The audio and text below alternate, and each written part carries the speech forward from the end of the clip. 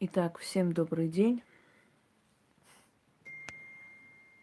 Перед вами жрица Диониса Пифия.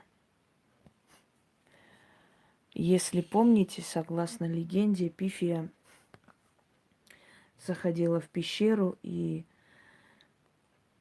там приводила себя в такое иступленное состояние, входила в такое пограничное состояние и оповещала о будущем мира. И однажды, когда в праздник Диониса, в то время, когда было запрещено предсказывать, все же ее заставили войти туда и предсказать. Насколько я помню, Александр Македонский заставил. И Пифия, зайдя в эту пещеру, очень долго не выходила. Когда зашли, увидели, что она умерла. Боги наказали ее за то, что она нарушила запрет. Была другая предсказательница в истории человечества. Звали ее Кассандра. Кассандра была дочерью троянского царя. Она была жрицей Диониса. Нет, извиняюсь, Аполлона. И предсказывала очень многое, что потом сбывалось. Но, к сожалению, ее не слушали, потому что ее предсказания были невыгодны.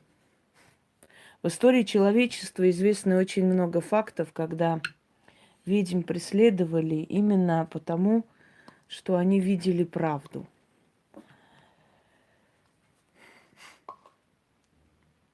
Одна из сильных ведьм Грузии армянского происхождения, очень старинная история, звали ее Шушаник, и она, это не имеет отношения к той святой Шушаник, прошу не путать. Это совершенно разные люди. Она жила в XIX веке и могла вызвать дождь и останавливать дождь, и люди ее очень ценили. Она жила очень богато, у нее была огромная семья, но часто она уходила одна, абсолютно одиноко, жила некоторое время для того, чтобы суметь посвятить себя работе. К ней приходили люди, и вот в какой-то момент к ней пришли с просьбой.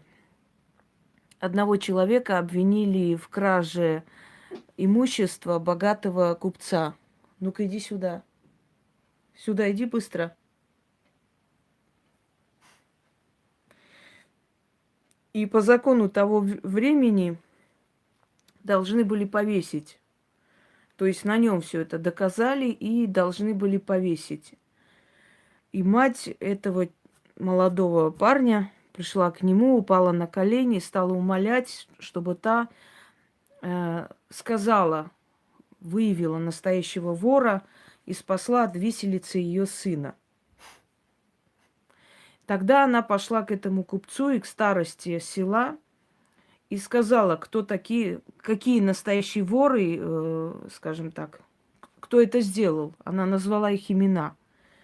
Но сказала, я это делаю с опасностью для своей жизни и для своей семьи, потому что один из вас тоже замешан в этой краже.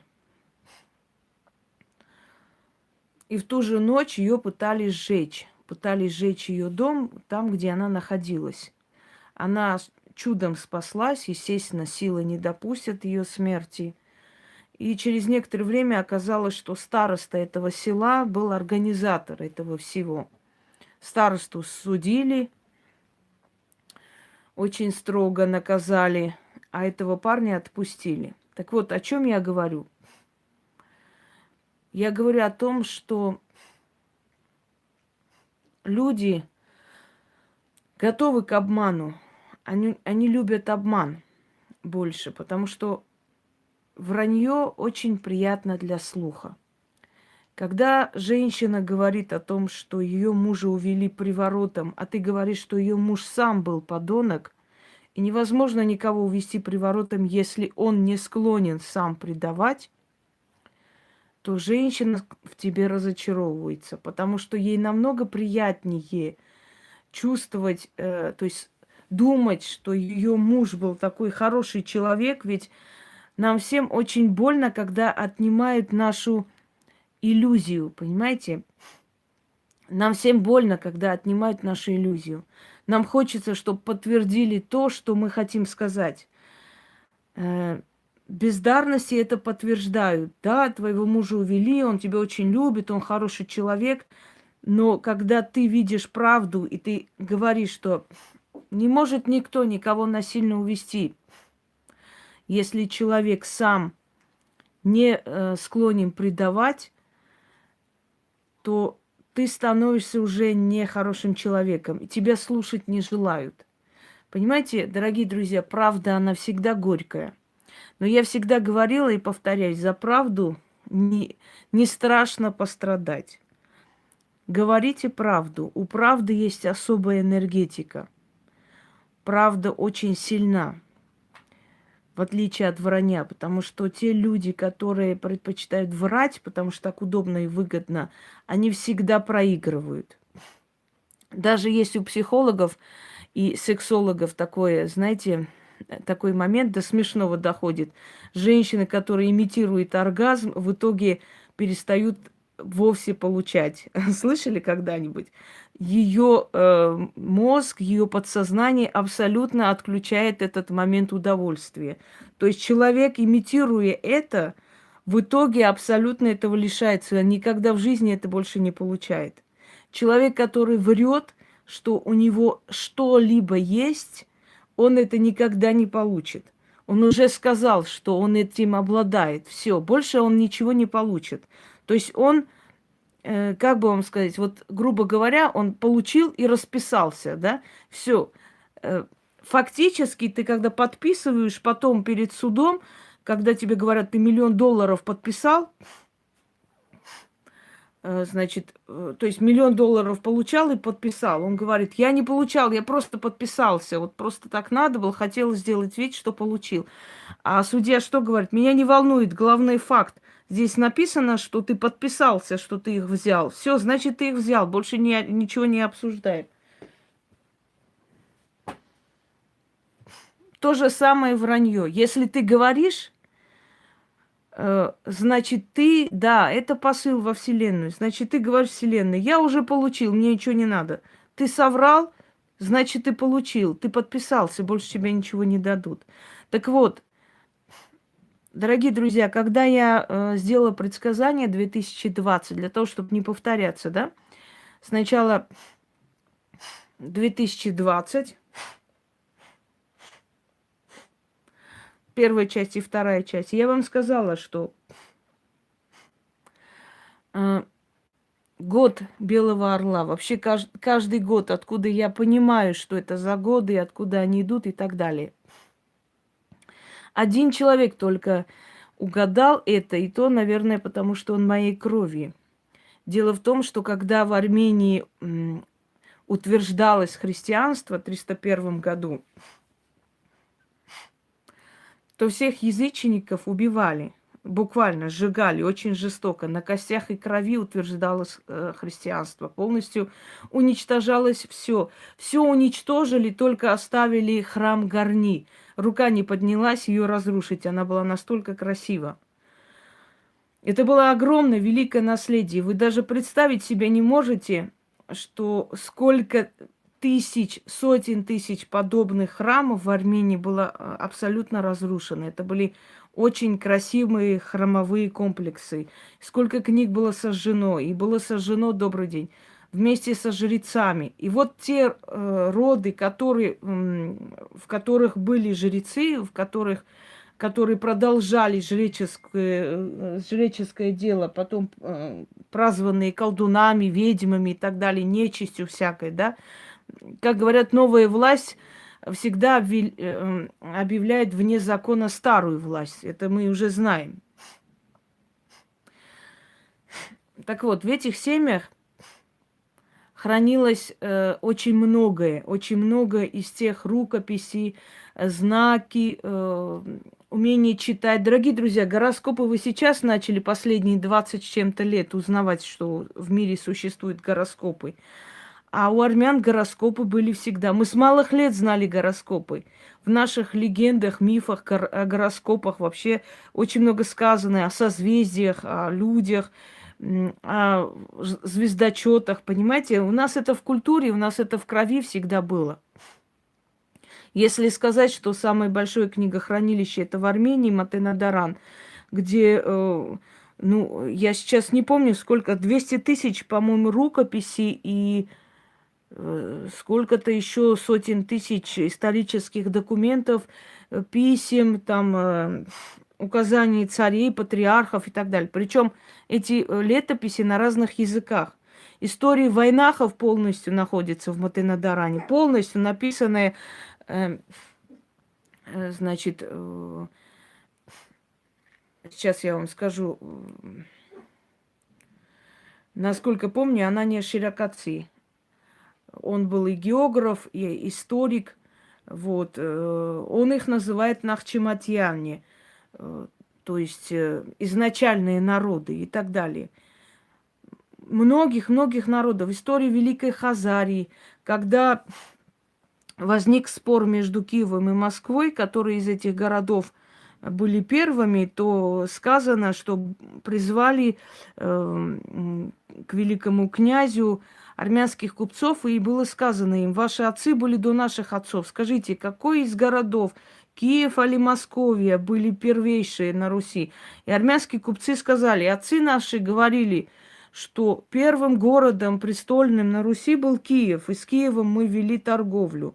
И вот утвердили на том, что Киев все-таки был первее, чем Москва. Понимаете, это еще не было столько сведений у них. Это мы потом начали постепенно понимать, что, где, когда было построено, сделано и так далее. Так вот, вот эти знания, которые вы спрашиваете, а что за календарь, а что за гороскоп, а откуда это все, вот и так далее. Так вот, когда начали убивать жрецов и всех, кто, значит, принадлежал жреческой касте, то эти семьи, извиняюсь, у меня временами обостряется этот невроз. Семьи и роды сохраняли вот это знание, прятали эти книги в пещерах и везде, и где возможно. Так вот, назывались эти книги Цацкагирь.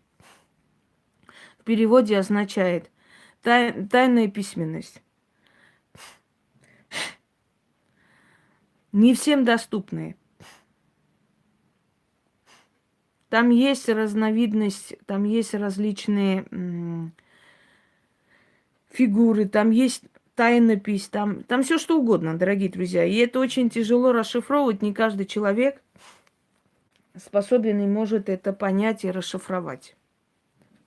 Так что, пожалуйста, не надо меня спрашивать, откуда я знаю, что, а где это читать. Нигде вы это не читаете. Я никогда не обсуждаю те темы, которые есть в интернете, еще где-нибудь, потому что я считаю, что то, что есть в интернете, вы сами найдете, прочитайте, скажем так, может, где-то побольше, где-то поменьше. Тоже есть очень много интересных версий. Есть люди, которые это исследуют, смотрят, и почему бы нет, можно и у них много чему научиться, узнать. Но я пытаюсь вам донести и отдать то, что вы то есть нигде не найдете. Я считаю, это намного важнее, чем одну и ту же тему мусолить и обсуждать по миллиону раз. Теперь вернемся к теме. 2020 год. Кому интересны эти предсказания, я попрошу открыть, посмотреть. Во-первых, я сказала, что это очень плохой год для политиков. Очень много будет разоблачений, очень много будет лишения свобод, очень много будет освобождения от должностей и так далее. Следующий момент. Это год, Это год многих больших потерь и очень большого количества смертей, что мы сейчас уже наблюдаем в начале года.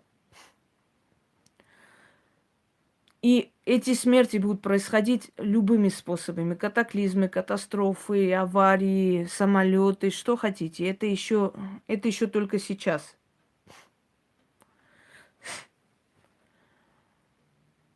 Звери будут выходить. Звери будут завоевывать территории. Людей будут просто гнать из этих территорий. Политическая суматоха. Одним словом, начало страшного суда. Очень много будет убийств среди официальных лиц. Очень много будет убийств среди депутатов, среди министров, среди должностных лиц, среди многих-многих. Именно политики будут страдать в этом году. Конец многих родов, начало новых. Конец самозванцам. Много смертей среди всяких экстрасенсов, среди всяких магуев, гадалок и очень много катастроф в их жизни. Это год для настоящих людей. Это год людей честных, которые на своем труде пытались подняться, но никак не получалось. Дальше. Вы откройте, посмотрите и сами поймете, что и как. Я не буду сейчас по новой говорить. Следующее, что я сказала. У этого года несколько определений. Первое. Картал, то есть орел, белый орел. Орел – посланник Зевса, орел – посланник богов, орел – птица справедливости, орел – зоркий. Орел убивает, уничтожает мелких грызунов и всякую нечисть, ходячую по земле. Орел съедает ползучих всяких, понимаете? Это первое. Второе. Год небесного жреца. То есть год темных богов. Темные боги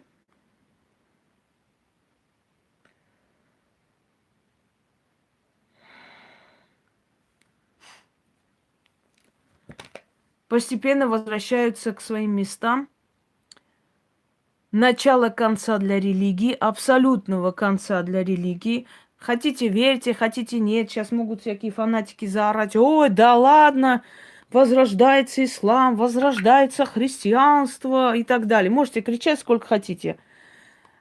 Конец всех религий начинается в этом году. В этом году не закончатся все религии, но в этом году они начинают сдавать свои позиции, потому что Яхве уже подходит к концу. Его срок, который ему дали, заканчивается. Религии себя исчерпали, они потихоньку сдают свои позиции, они заканчиваются, они переходят уже в фанатично сумасшедшее состояние, потому что не желают уходить. И уже вот, понимаете,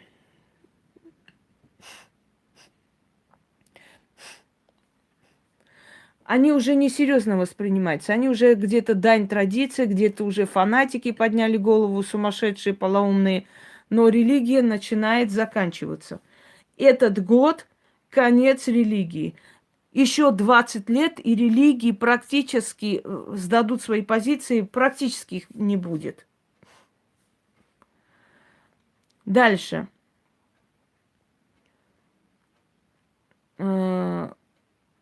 Значит,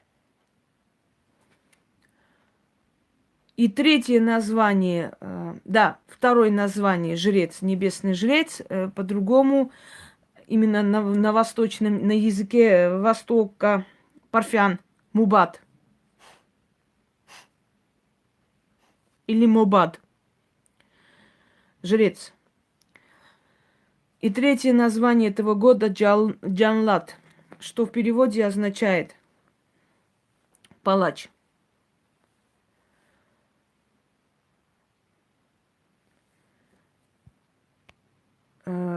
Значит, палач. Год палач.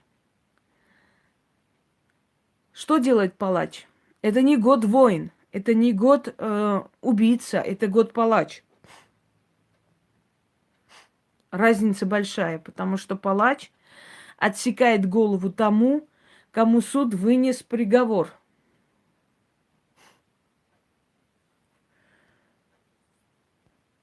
Суд вынес приговор, и палач отсекает голову. Значит, палач – это кто? Инструмент справедливости Вселенной. Так вот, да, палач не будет убивать невинных. Палач будет убивать тех, кто ворует чужое.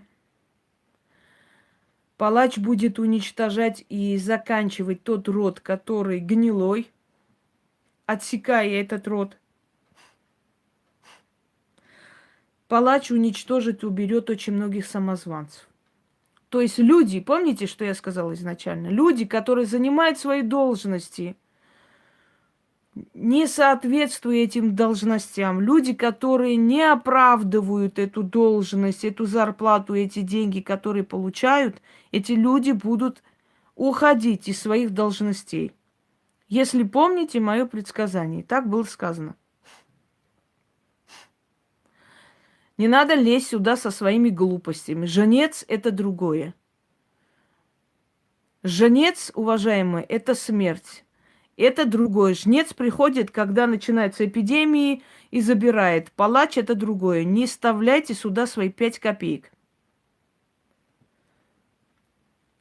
Так вот, если помните, в начале года, еще до начала года, я сказала, что это год,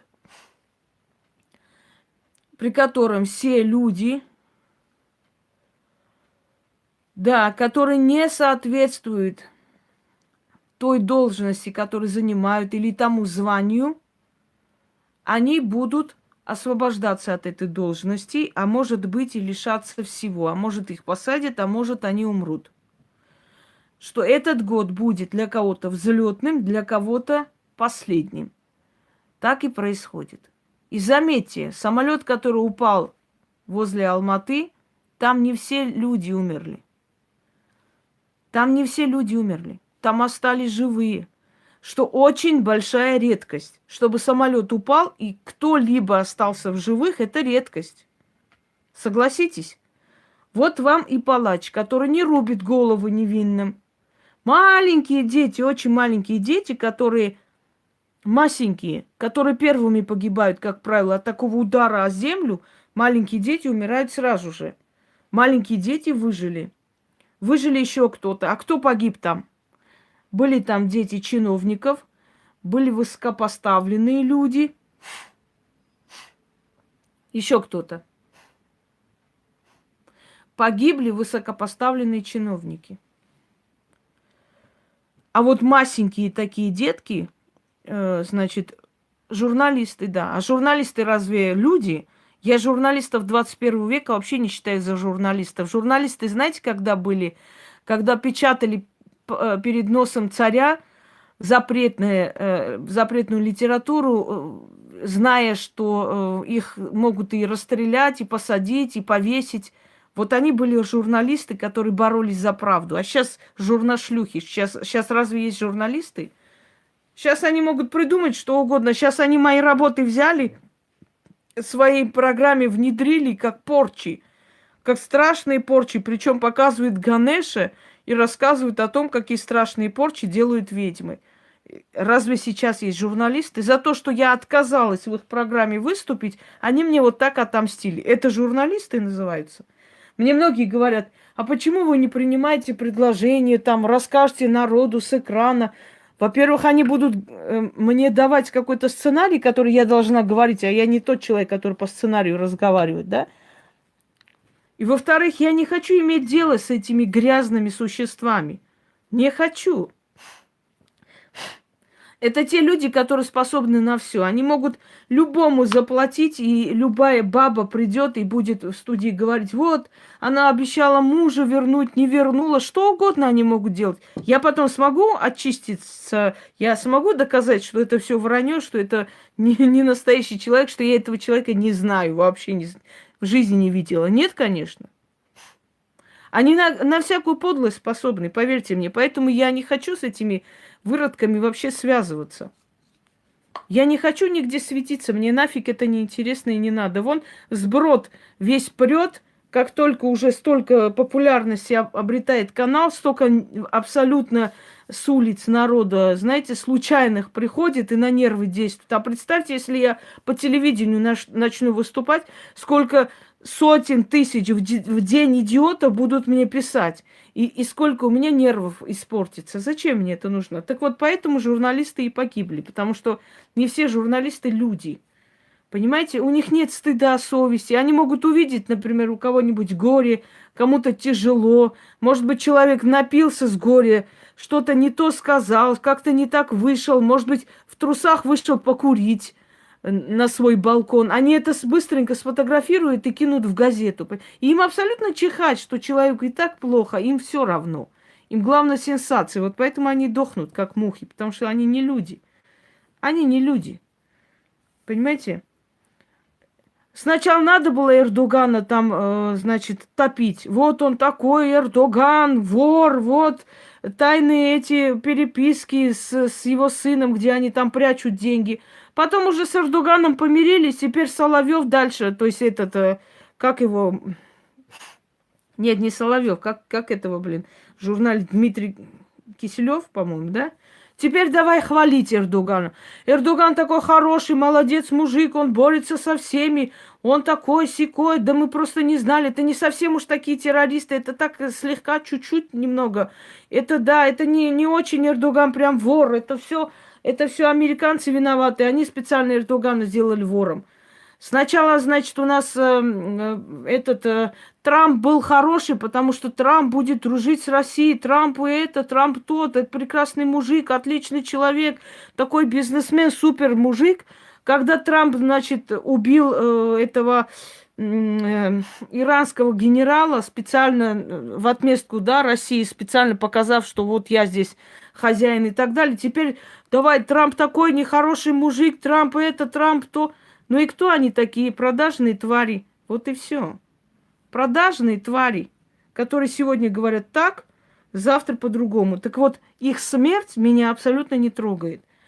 Мир очищается от грязи. Вот и все. Я вас умоляю, что значит спокойно спится? Вон я знаю одного армянина, который живет на Украине. К сожалению, он армянин к большому. Вон сидит про Армению, там такую грязь льет. Самое интересное, что он 2 года назад говорил совсем по-другому, рассказывал историю Урарту, о том, какие у нас великие предки и все такое, а теперь говорит, что вообще Урарту не существовало, и армян не существовало, и вообще армяне вообще непонятно откуда появились, и все это вранье, и армяне сами историю написали себе, и у армян нет ни письменности, ни страны, ничего, вообще армян не существует. Понимаете? А почему он так делает? Я вам скажу, Алиев ему платит деньги, и вот он блогер известный, и он начал это все снимать. Вы говорите, как журналисты спят. А как эта тварь спит, который против своего народа ради того, чтобы ему деньги платили? Понимаете? Причем здесь Аваков? Аваков здесь ни при чем. Аваков не такой уж и армянин особо. Он так только фамилия армянская, а так он совершенно не армянских кровей. Продолжим, дорогие друзья. Да, у таких нет ни флага, ни родин. Я совершенно не против. Алиев молодец, конечно. Он купил эту мразь и использует как хочет. Только такие люди должны знать, что это сегодня поддакивают, пока они удобны. Понимаете, никто не уважает предателя. Те же азербайджанцы, которые это читают и внизу аплодируют, понимаете, для него не существовал Азат. Я еще раз говорю, те же азербайджанцы, которые ему аплодируют, они его тоже не уважают. Просто он сейчас выгодный, да, удобный, поэтому они его поддерживают назло. Но они тоже не уважают. Вот мне сейчас скажут, понимаете как, если какой-нибудь азербайджанец возьмет, снимет против своего народа, начнут говорить, что мы такие сякие, мы плохие, мы эти и так далее, я его тоже уважать не буду. И если честно, я не скажу, что, скажем так, вот он хороший человек, настоящий, вот это вот человек, я понимаю. Нет.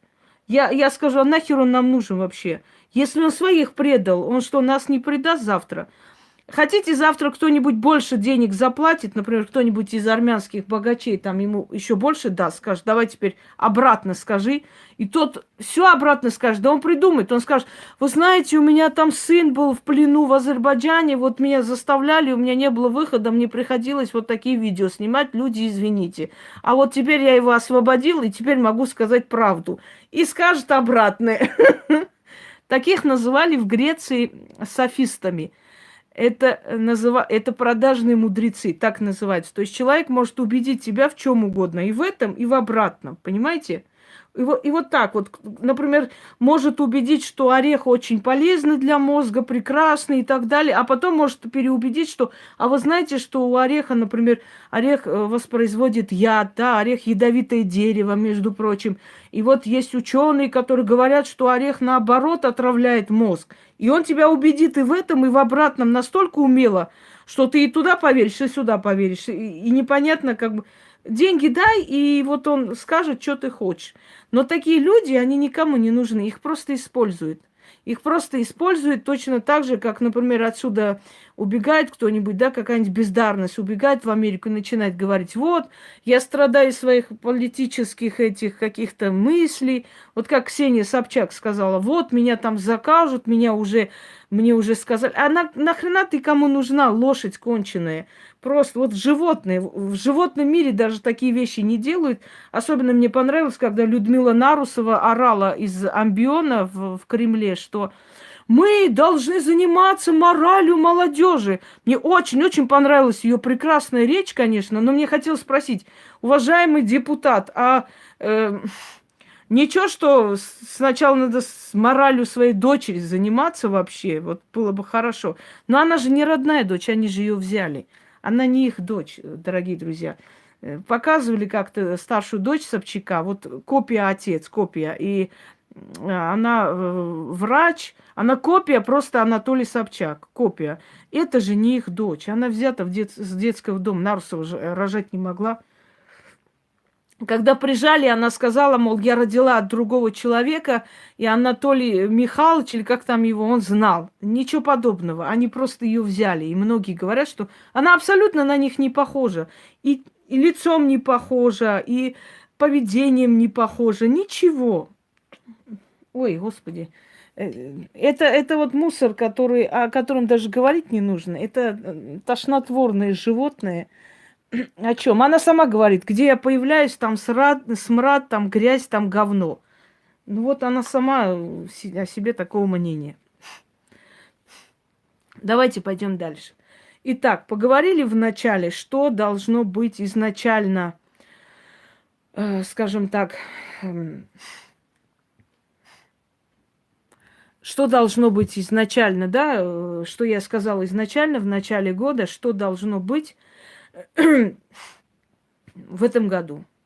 И все, что я сказала, дорогие друзья, все начинает сбываться. Если вы заметили, я надеюсь. Потому что одно дело, когда я говорю, другое дело, когда люди подтверждают и говорят, да, так и есть. Но это никуда не денешься. И самый большой плюс все-таки это мое ясновидение и то, что мои работы получаются у людей. Вот знаете, почему враги со мной ничего делать не могут? Потому что в их словах пустота, а в моих словах действие и правда.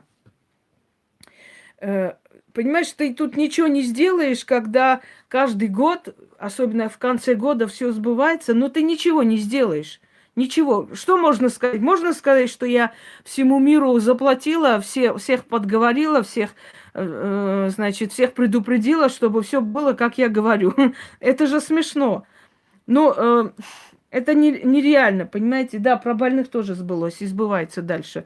Опять умирает, умирает, умирает. Очень много смертей. Дорогие друзья, к сожалению, большому, это год страшного суда. И те, которые умирают от рака, это не значит, что они были плохие и их убивают. Нет, это просто им дают покой, понимаете? Ведь палач, он, как вам сказать, он освобождает человека, понимаете, и от наказания. То есть он отсекает голову, и на этом все. Согласитесь, что онкология тоже очень тяжкий крест, и очень тяжело с этим жить, и мучиться, и бороться. И поэтому, когда уже нету надежды, то человеку дают освобождение. Дорогие друзья, не надо плакать, горевать по ушедшим. Лучше горевать по нам, кто остается здесь. Я вам серьезно говорю, потому что кто ушел, тот просто освободился от этого всего и сразу вернулся домой. Он просто вернулся домой, и там ему хорошо. А нам еще мучиться. Мы все здесь в гостях. Мы все здесь в гостях. Когда-нибудь точно так же уйдем. И у них нормальная смерть. Нормальная смерть рядом с друзьями, рядом с любимыми, рядом с... То есть в своем доме и в окружении всех близких и родных людей. А есть люди, которые умирают в плену, а есть люди, которые умирают в тюрьме, есть люди, которые очень страшно умирают. Это хорошая смерть. Мы все просим о хорошей жизни, но надо просить и о хорошей смерти тоже, потому что хорошая смерть тоже дается избранным людям, понимаете? Дальше.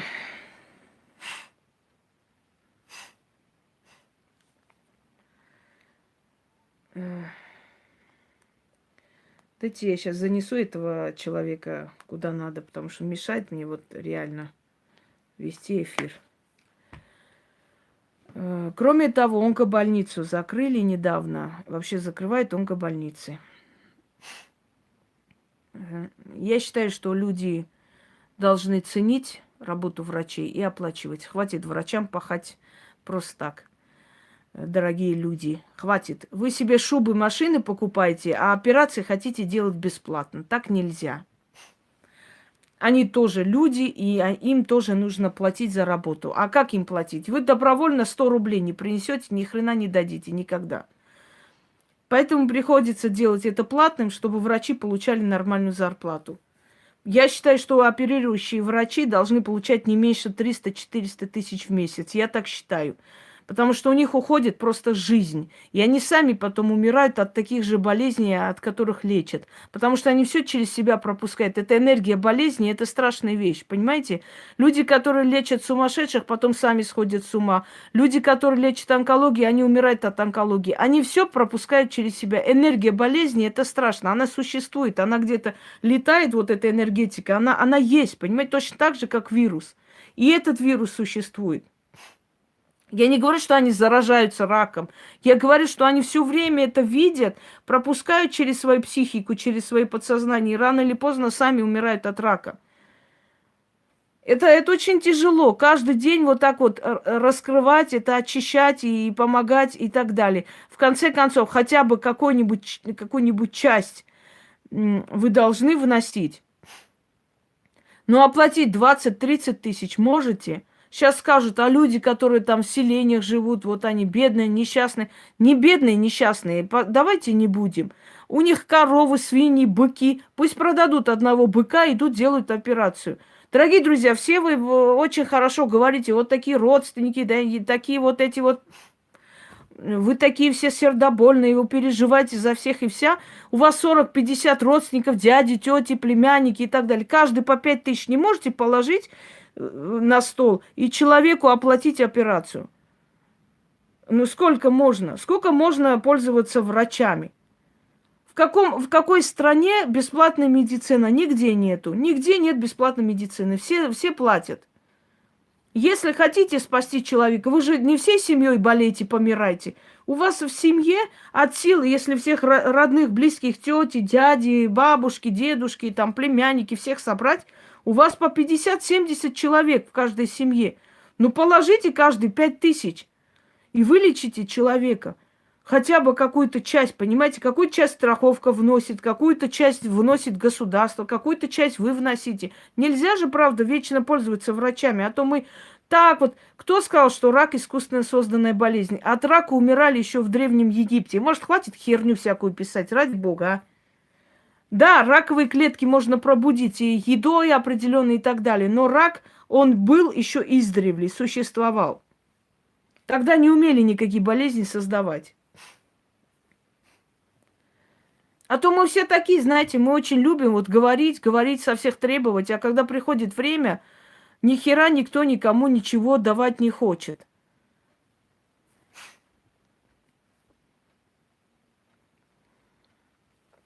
Нет, я понимаю, когда у людей нету, но есть люди, которые машины покупают. Мне пишут люди, мы кредит взяли, вот не знаем, что делать. Они думают, что я ничего не вижу. Я говорю, так у вас 3 квартиры. У вас 3 квартиры, правильно? Она говорит, ну да, три квартиры, ну там одну от бабушки, от отца и наша квартира. Очень хорошо. Продайте одну квартиру, расплатитесь со всеми долгами и живите себе спокойно, без коллекторов, без каких-то угроз. Нет, эти квартиры я хочу оставить сыну. Я говорю, так а сейчас тоже ради сына же можете сделать такое. Нет, я не буду продавать. Ну тогда сиди, блин. Взяли себе кредит у банка, знаете ли, нормально так. А теперь помогите, помогите, спасите. Я говорю, а как я вам помогу? Я вместо вас эти деньги не отдам. Вы взяли, прокрутили, прогуляли, покайфовали, теперь плачетесь. Не, зачем? Вот у них 3 квартиры, а врач пускай делает операцию бесплатно. Ему за это платят. Сколько платят? Миллионы? Сколько можно использовать таких людей? Нельзя. Нельзя нужных людей использовать. Знаете, Авиценна говорил, врач должен жить хорошо. У него должно быть дорогое кольцо, хорошая лошадь, вкусный обед, чтобы он не думал о дне, то есть о хлебе насущном, и не отвлекался от своего дела помощи больным и нуждающимся. Вы только подумайте, насколько правильно. Голодный врач не будет сидеть и думать, как тебе помочь. У него должно быть обеспеченное будущее, и дети должны быть сыты, одеты, чтобы у него было настроение, желание, время тобой заниматься и тебе помогать. У нас народ очень любит. Знаешь, будем жить как капиталисты, но чтобы все было как при коммунистах. Все было бесплатно и просто так. Если это было бесплатно, дорогие друзья, при коммунистах мы съели все свои золотые запасы. Вы никогда не задумываетесь, на чей счет мы и так хорошо жили при коммунистах. А я вам скажу, распродали все имущество Романовых, распродали весь золотой фонд России. И сидим сейчас на заднице ровно. Вот так и жили. Никто ни хера не делал, а получали большие зарплаты. Вот мы пришли к этому. А чем плохо мы сейчас? Сейчас, знаете, какой век? Сейчас как ты работаешь, так и живешь. Вот и все. И конец связи. Как работаешь, так и живешь. Много работаешь, хорошо живешь. Мало работаешь, плохо живешь. Человек сидит мне, вот страна, мне не помогают. Кем ты работаешь? Санитаркой. Так ты свои 40 лет ни к чему не стремилась, кроме работы санитарки. Что ты хочешь? Санитарке сколько должны давать? 100 тысяч? Нет. Максимум 20. Горшки выносишь, полы моешь. Все. Ты не напрягаешься больше никак. От тебя нет такого большого толку в стране. Сколько есть, столько и платят. Ты дошла до уровня санитарки свои 40 лет. Что ты требуешь от мира? Я не могу понять. Ты хочешь зарплату профессора, который день и ночь сидел, ослеп, облысел, сидел и создавал там какие-то медикаменты и так далее. И он должен получать столько, и ты. Правда? Вот справедливости нет. Нет, справедливость как раз есть, дорогие друзья. Почему? Вы же не Шариковы взять да поделить. Вот у кого-то там 7 пар штанов, понимаешь, 7 комнат, а кто-то по помойкам лазит. А что ты для этого сделал, чтобы у тебя было 7 комнат и 40 штанов? Он отдал всего себя, он был одинок, он столько лет работал, он не создал семью. Он пожертвовал своей личной жизнью ради того, чтобы создать имя. А ты ни хера не сделал. Ты пил, гулял, радовался по кабакам, а теперь пришел и говоришь, отдай мне половину, давай поделимся. Вот так и живем, дорогие друзья, шмондеры. Стоял вопрос об уплотнении. Еще лучше. 50 тысяч получают прекрасные санитарки. Больше других. Больше министров. Поговорили вначале? Очень хорошо. Но у нас с вами получилась беседа, но сейчас я думаю, что должно уже дальше пойти. Итак, все, что мы говорили, о чем шла речь, скажем так,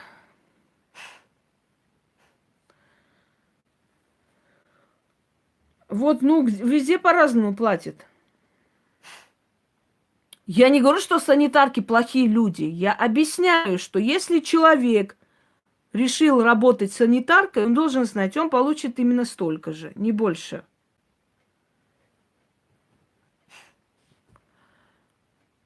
Итак, политическая ситуация в этом году. Первое. Иран. В Иране начинается движение очень мощное. Во-первых, если помните, исламская революция Ирана практически превратила Иран в такую тоталитарную страну, коим она является. Но это не дает Америке права лезть в чужую страну со своим уставом. Не имеет значения, какая страна Иран. В чужую страну влезть, убивать чужих военачальников – это есть подлость. Но для американцев подлость, конечно, это нормальная вещь, стечение обстоятельств. Как говорится, сначала мы кинем бомбу в твой дом, а потом, если ты начнешь себя защищать, мы скажем, что ты агрессор, и мы идем утверждать туда демократию, да, потому что ты посмел, и тебе не совестно и не стыдно защищать себя, когда мы здесь пришли. Иран. Дорогие друзья, как бы это ни звучало, скажем так, необычно, но в Иране, в Северном Памире, поднимает голову зороастризм. Люди начинают отходить от религии. Будет очень много смягчающих факторов, скажем так, но там не шариатский суд, в принципе, в Арабских Эмиратах, но будет очень много смягчающих факторов религиозных, потому что религиозные деятели уже чувствуют, что народ недоволен.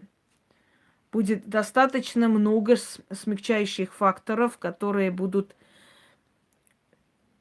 ослаблять религию. Начнется борьба двух партий.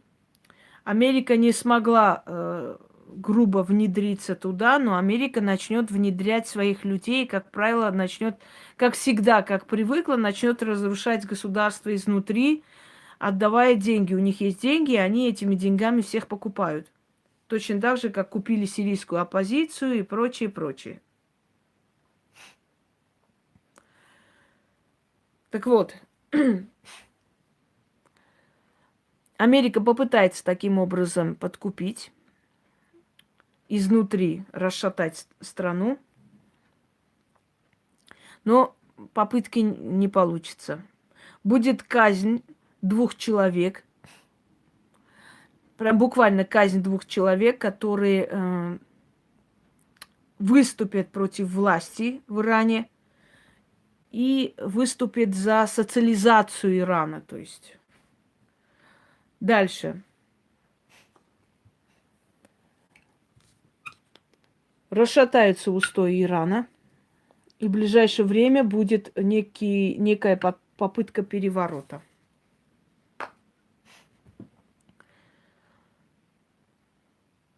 В Иране начнется новое направление религии, и она будет включать в себя светскую власть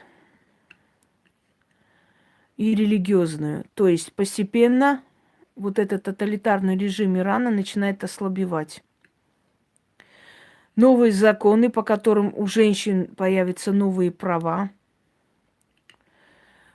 наследование, разводов и прочее, прочее.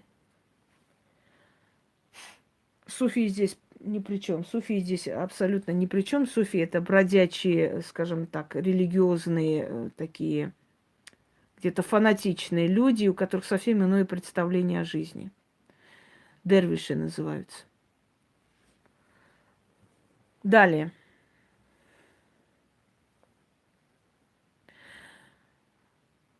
Но плавно, постепенно вот власть Ирана перейдет, скажем так, спасибо, в руки светских властей. Будет попытка возвращения одного из потомков Реза Шаха,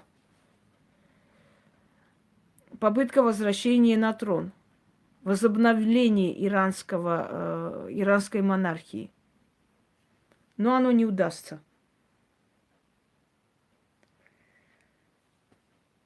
Иран создаст ядерное оружие. Как бы оно ни говорило, что он к этому не стремится, Иран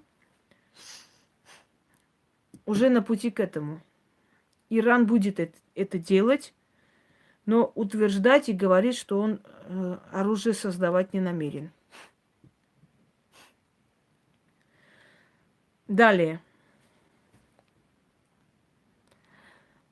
В Израиле к власти приходят новые люди. В основном состоят из молодых, амбициозных, горячих. В Израиле будут перемены. В Израиле немножко расшатается стабильность и начнется антиамериканская кампания.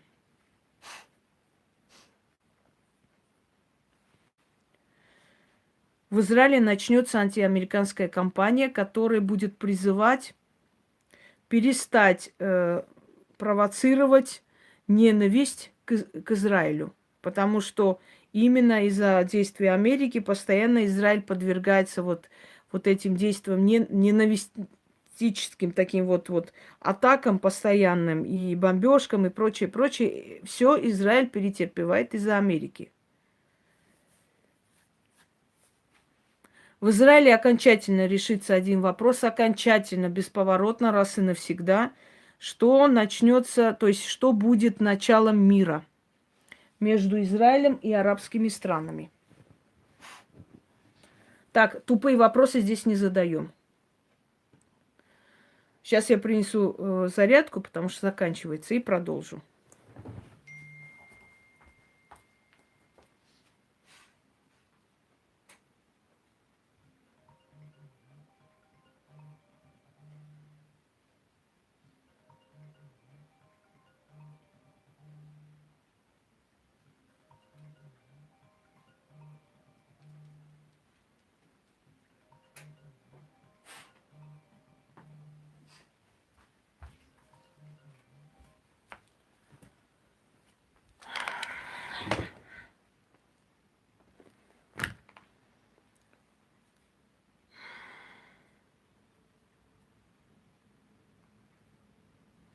Как всегда. Добрый день. Увидели, что не отвечаю в течение 10 минут, уже звонят. Нормально так? Нет? Ничего? Да хоть на лбах напиши, вот на лбу просто, большими красными буквами напиши. Алле, гараж. Бесполезно. Вы говорите. Хоть 1000 этих снимай роликов, 1000 миллион. Они это прослушали, дальше взяли, позвонили. Пофигу, похеру. Сейчас, секунду.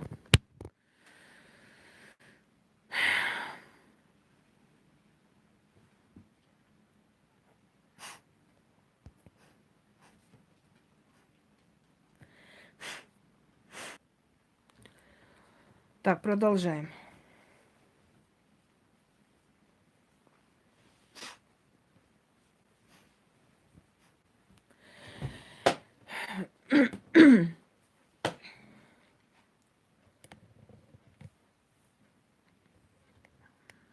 Итак. Да и так посылаю. Я уже не посылаю. Я же обещала, что я никого посылать больше не буду. Я просто буду блокировать и все. Зачем тратить свои нервы на сброд?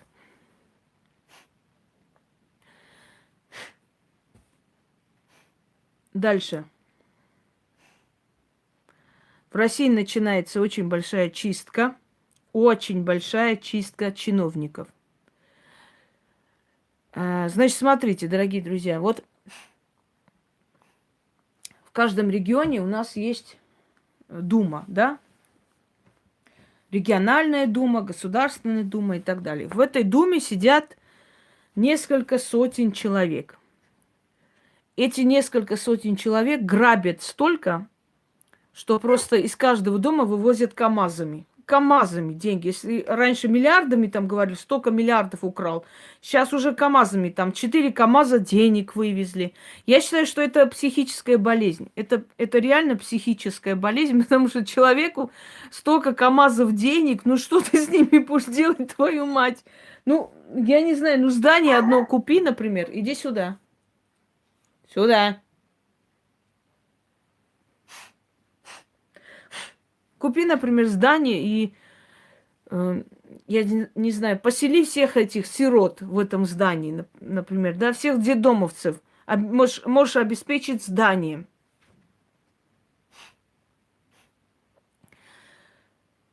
Да.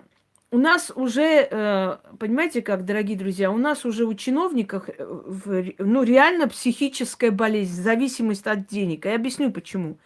Когда у человека нету ничего, никакого достоинства, никакой профессии, никакого знания, никакого ума, кроме его положения, кроме его должности, то он понимает, что если он этой должности лишится, да, вот знаете, есть люди, которые пришли, например, в МВД через дядю, тетю, там, знакомых и так далее. Это люди, которые носят генеральские погоны, понятия не имея вообще о структуре МВД, что это такое. Они даже читать нормально не могут.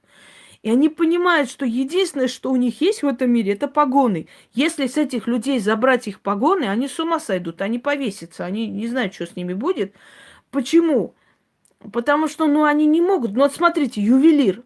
Вот если ювелира ограбят, дом сожгут, я не знаю, что с ним сделают, через некоторое время он восстановит, да, свое имущество, потому что он знает, потому что он хороший ювелир, у него есть имя, он снова возьмет заказы, он снова будет работать, и он снова поднимется. У него есть голова. К сожалению, таких много, Роман, очень много. То есть его-то знание никто не сможет забрать, да, его знание осталось с ним, его навыки, его талант. Он по-новому поднимется, поэтому как бы ему не было горестно и тяжело, он все равно понимает, что это не конец, можно все начать с нуля. А это люди, у которых ничего нет, кроме погон. И они понимают, если погоны с меня снимут, все, конец, пипец, что я буду делать? И они копят, копят, копят, ну как бы, да, синдром бывшего нищего, но нищего не просто нищего, нищеброда, духовного нищеброда. И они много копят, чтобы на всякий случай, если я всего лишусь, чтобы у меня было очень много денег, я бы не боялась завтрашнего дня. И это превращается уже в сумасшествие. Это реально полоумие. Я не представляю, как они дома живут. Значит, чего? Ну, пытаются, пусть запрещают, господи, это их проблемы. С армянскими номерами запрещают, кому они плохо делают, армянам или своим гражданам? Это же их граждане купили армянские машины с армянскими номерами. А что их запрещать? Их пускай растамаживают, и люди ездят дальше. Если они запретят, что от этого армяне пострадают очень сильно? Они же купленные машины, это граждане страны пострадают, но не армяне же. Очень смешно, реально, вот смешно. Назло армянам сейчас отнимем армянские номера. А мы тут при чем? Они купили уже, из Армении привезли. Это граждане пострадают, граждане этой страны. Да, хорошая позиция, конечно. Так вот.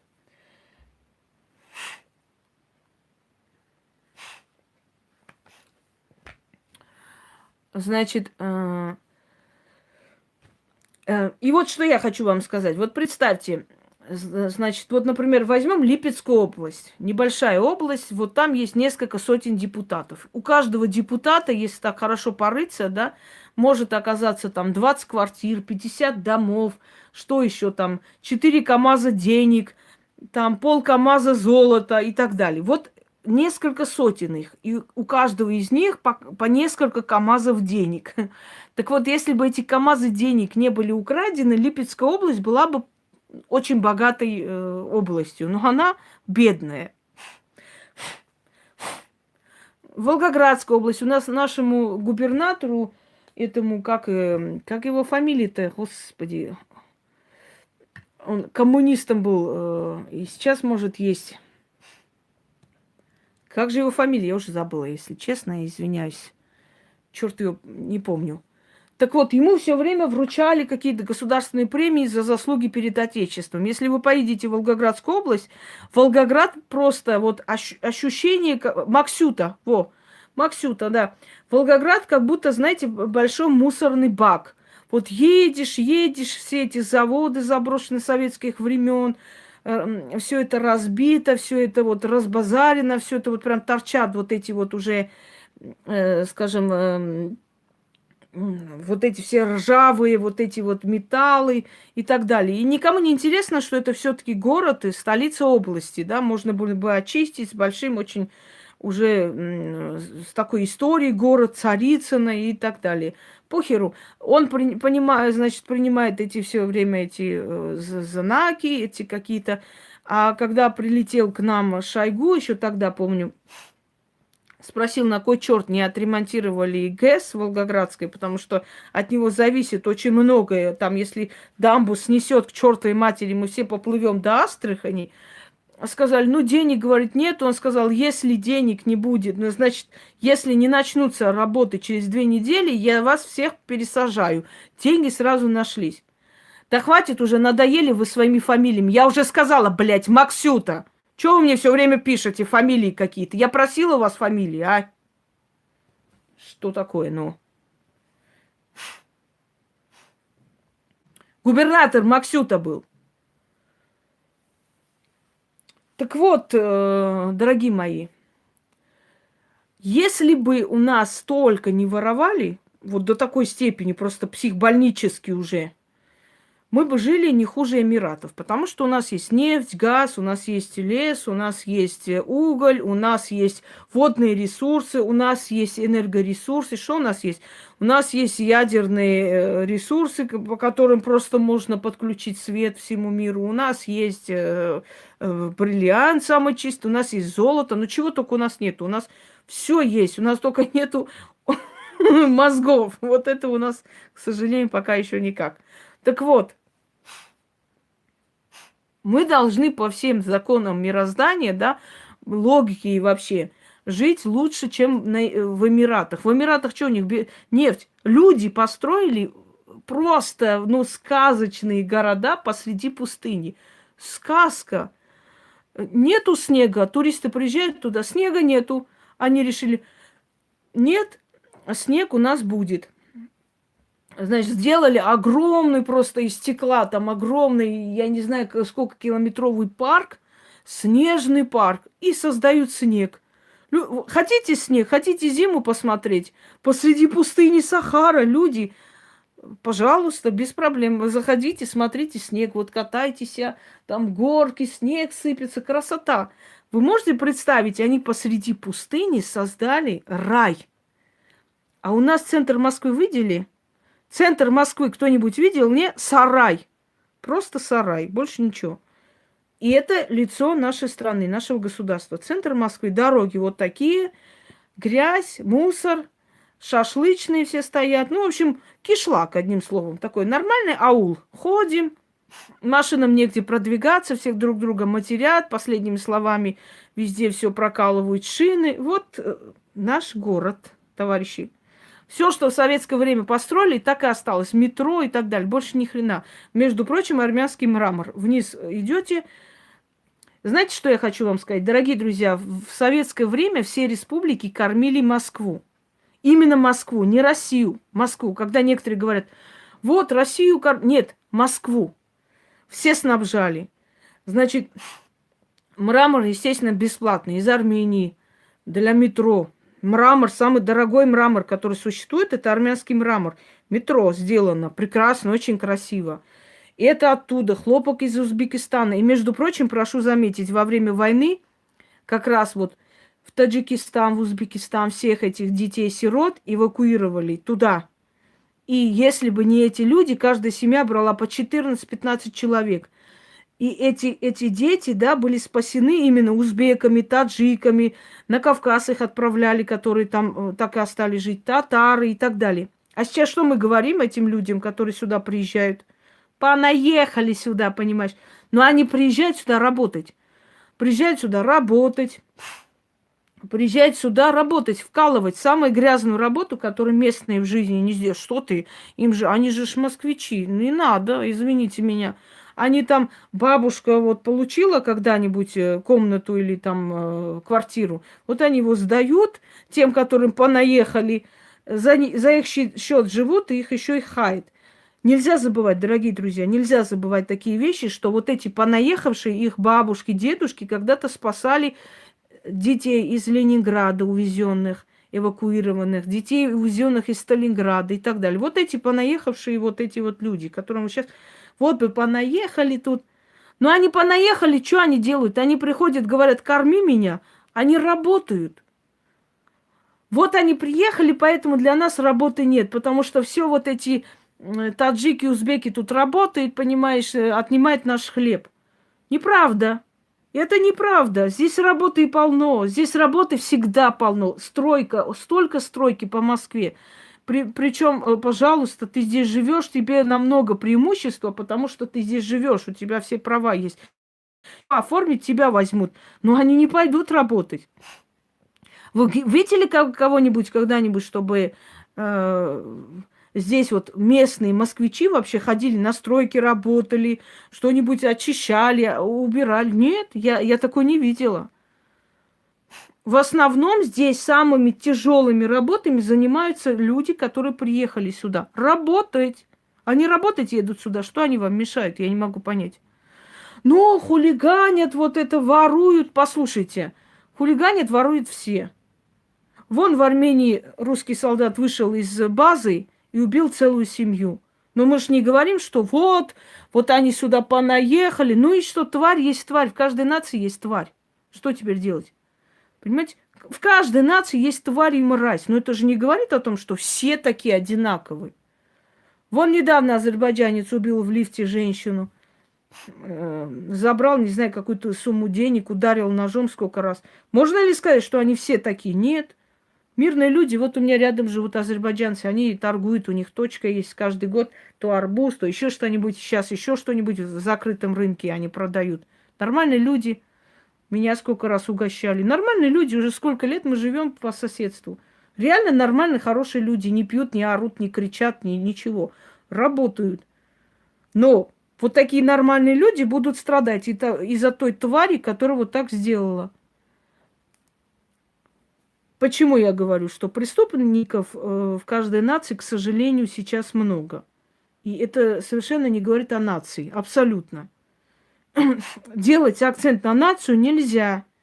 Нельзя и все. Вон в Казахстане убили, оказалось, что это совсем не армяне были, но и все, ну и встали, ну и начали. Там под всеми формами такая грязь лилась, мне просто было противно читать. Омерзительно. Я говорю, да это что это такое вообще, а? Обычная драка каких-то непонятно кого. Да даже если это был армянин, причем здесь все остальные люди? Абсолютно ни при чем. И к чему это привело? К ненависти. Начали уезжать. Потому что так нельзя делать. Понимаете? Ну ладно, пойдем дальше. Мы сегодня больше беседуем. Но кто послушает до конца, тот и узнает много интересного и нового. Мы поговорили с вами про Иран и говорим про Россию. Про то, что будет очень много, значит, разоблачений, очень много осужденных чиновников, очень много будет открытых дел и прочее. Не потому, что до этого времени... Что там такое пишется, я не пойму. Не потому, что до этого времени никто не знал о том, что в России коррупция, и никто не знал, что чиновники у нас воруют. Нет, дорогие друзья, это не по этой причине. Знают всегда.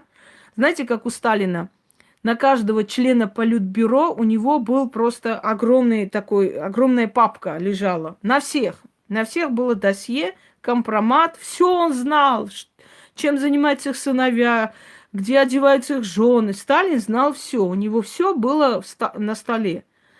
Но он это все держал до нужного момента, до нужного случая. Понимаете, как только что открывал папку на расстрел. Все, избавился. Как говорил товарищ Сталин, нет человека, нет проблем. Все, конец связи. Так вот, что я хочу вам сказать. Если вы думаете, что наши власти до этого времени не знали, что у нас там значит, начальника таможни столько миллиардов, и начальник таможни миллиарды имеет и так далее, вы очень сильно ошибаетесь, либо вы наивные люди. Все они знают, все они видят, все они слышат, все они подслушивают, все хорошо. И все вот в этих папках лежит до нужного момента. Как только нужный момент настает, папку открывают, трындец, обыск, пошло. А причем они не успеют ничего скрыть, потому что ты, извини меня, ты можешь скрыть, если у тебя 1 000 000 рублей где-нибудь лежит, можно, конечно, разрешить азарт, но этого не будет, потому что пока есть момент продажи оружия, это выгодно, чтобы была война.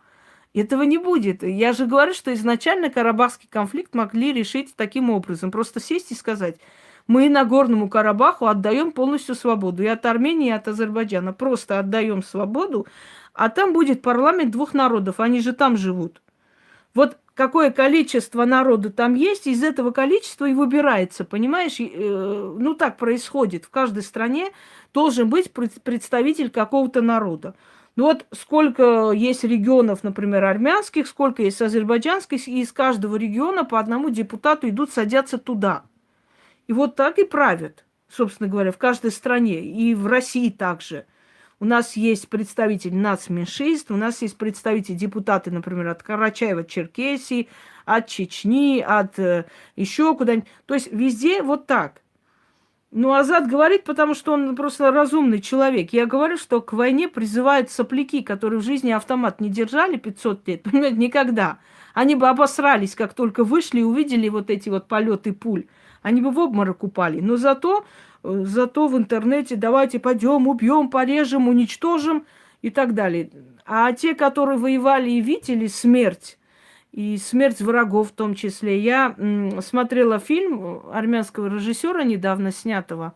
Может быть, кто-нибудь смотрел. Сейчас не помню, как называется, когда они поубивали друг друга, можно сказать. И вот остались в конце раненый мужчина, старший, такой взрослый уже человек, азербайджанец, и армянин. И они были очень тяжело ранены, не могли подойти друг к другу. Но издалека, в общем, друг другу говорили все, что возможно, как они друг друга уничтожат, убьют, там, зарежут, ну, как всегда, классика жанра. И вдруг он видит, что этот мальчик начинает засыпать, и он ему говорит: эй, сынок, не спи, а то умрешь. Не спи, я тебе говорю. Но тот заснул, отключился, видимо, от потери крови. И он себе делает укол, солдатам дают такой укол делать, ну, последние силы собрать. Очень сильный такой, как вам сказать, адреналин. И он себе делает укол, доползает до него, снимает с себя шинель, его окутывает. Или телегрейку, или так, как там. И вот когда он просыпается, он видит, что этот человек рядом умер, но его закрыл. Понимаете? Да, наверное. Я не знаю, как он называется, но вот так вот. И вот я, когда посмотрела этот фильм, я думаю, это все-таки не мой призыв, понимаете, все мы люди. Все мы люди. Когда он просто увидел, что это молодой парень, и он просто умрет, так он, наверное, мог бы сказать: да пускай умирает, вот он армянин, и мне чихать. А он подошел, укрыл его, чтобы тот просто от вот этого состояния не умер, понимаете?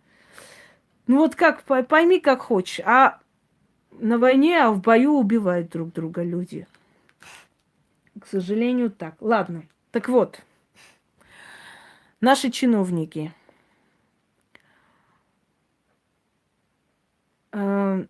Поскольку у Путина очень сильно понизился рейтинг, поскольку очень уже народ начал выступать против него, поскольку приближается время выборов, а он хочет еще раз на один срок прийти, и не раз, и не два. Что нужно делать президенту каждой страны, товарищи? Поднять свой рейтинг. Как поднять? Объясняю. Древнеримским способом. Называется хлеба и зрелищ. Что любит наш кровожадный народ? Судилища. Чиновников судят. Вот суки, смотри, сколько народу ограбили. Смотри, сколько денег обобрали. Вот тебе на. А у народа, знаете, как всегда, испокон веков, как мы говорим, царь-батюшка хороший, это бояре плохие. Так вот, царь-батюшка решил внести порядок, потому что царь-батюшка уже устал от того, что его рейтинг падает, понимаете? И он резко взялся за дело. Во-первых, смена парламента, как я вам и сказала. Те, кто не занимает свою должность по достоинству, должен уйти, вот они начали уходить. Но они не обеднеют, я вас уверяю, с ними уже договорились, и они уже знали это все. Каждому из них сказали, мы вам хорошие места дадим, идите там, сидите, молча работайте. Надо уйти, и все, время пришло. Пусть иди сюда. Следующий момент. Новый парламент, новые надежды. Для того, чтобы заслужить доверие народа по новой, будет идти политика очищения. Будет идти политика очищения. Я попрошу Ирина Тамралиева вот эту хрень больше сюда не писать. Я говорю то, что должно быть. Меня не интересует, кто должен успокоиться, кто должен не успокоиться. Свои мнения оставляем себе. Ясно? Значит, МВД полностью будет расформировано. Следующее. Росгвардия жестко возьмутся за Росгвардию, потому что они уже заполонили. В основном в Росгвардию сейчас пришли уже люди из всяких далеких кишлаков, аулов, которые понятия не имеют ни о чем. И просто радостно пришли зарабатывать в Москву денег. И их сейчас приведут очень страшный такой порядок, потому что пора уже. Они портят лицо государства и лицо того человека, от которого изначально зависит. Ну, правильно, Марина, а как вы хотели? Одни депутаты разбогатели, другие же тоже хотят денежек. Нельзя же только одним. Теперь пускай поменяются местами, чтобы другие тоже смогли заработать денежков. Вот сейчас придут новые. С пустыми карманами. Вначале они будут себя показывать очень хорошо, очень.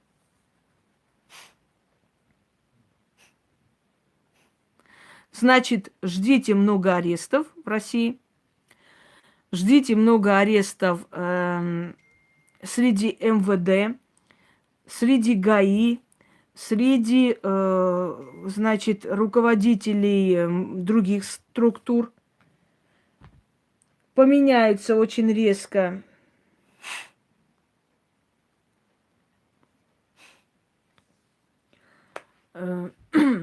значит, политика, отношение к народу, потому что так надо. Да, порядок бы навел Марина Вольф, Сталин, точно навел бы. А там твоих братьев и отцов не гоняли в ГУЛАГ? Тупости здесь не пишем. Порядок навел. Конечно.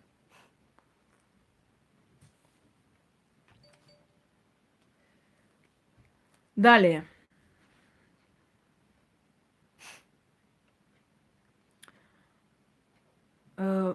Откроется новый проект. Значит, при всем том, что хотят повысить рождаемость за счет вот женщин, скажем, не самых разумных. Почему так говорю? Потому что это правда. Потому что разумная женщина в наше время не будет, скажем так, ну вот как не занести черный список? Вот это вот скажите мне. Реально, уже сколько можно пиликать?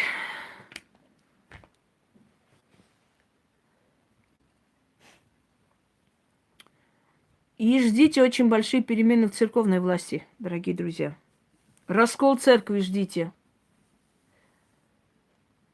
Раскол церкви. Будет раскол церкви. Очень много разоблачений, очень много скандалов, очень много позоров.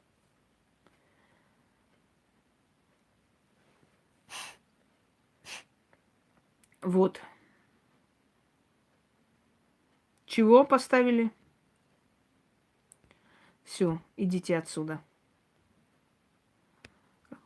Понабежали тут дебилы.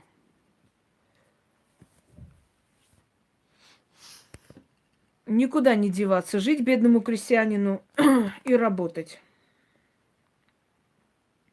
Дальше.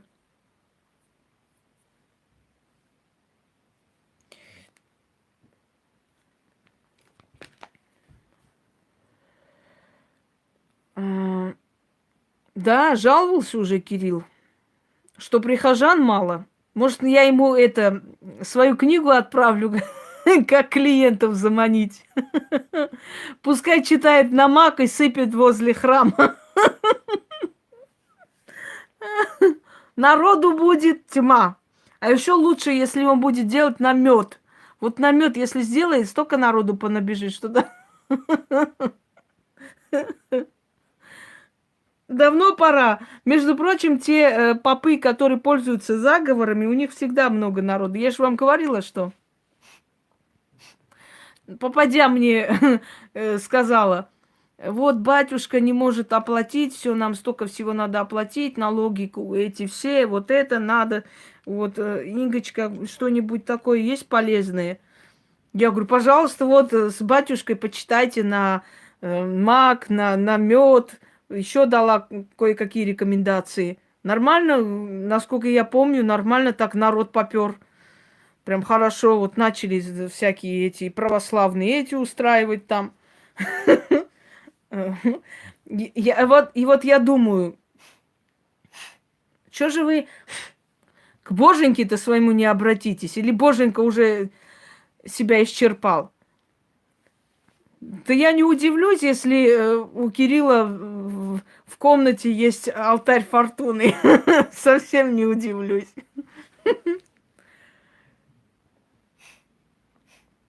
Кстати, монета Тиграна Великого, которую мне подарили, помните, подарила Илона и Давид из Греции отправили.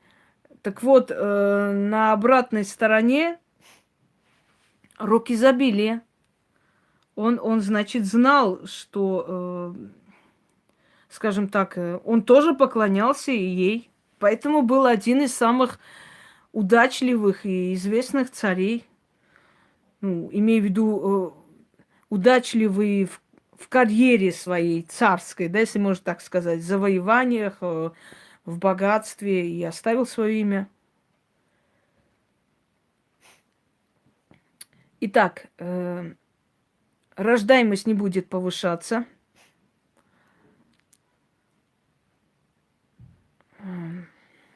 Значит, дальше.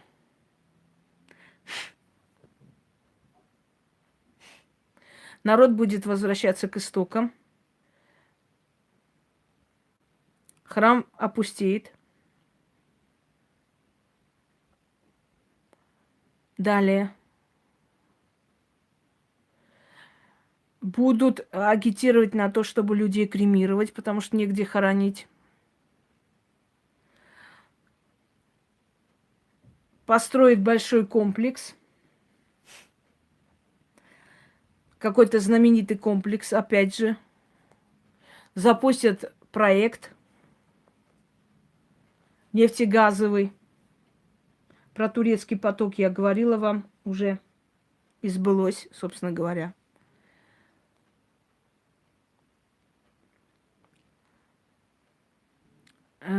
Будут разговоры о том, чтобы узаконить любую деятельность, даже колдовскую, потому как с этой деятельности тоже государство хочет свой налог.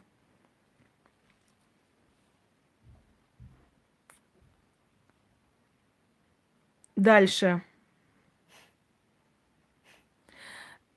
Будет запрет на то, чтобы машины ставили возле домов, вообще где-либо, кроме остановок платных.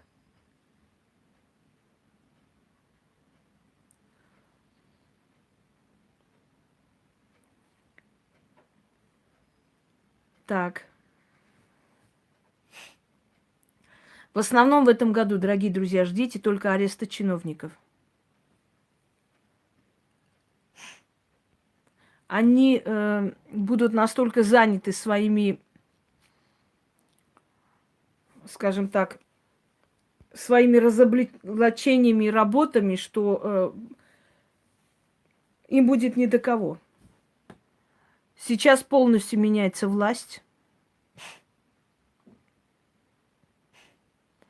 И в этом году очень хорошие перспективы для южных народов.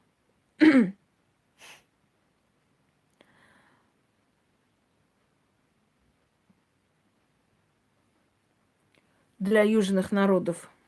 У них будет очень много новых, скажем так, шансов и для работы, и для прочего-прочего. Государство решило дать возможность этим людям, видимо, потому что они видят, что эти люди все же эту экономику поднимают.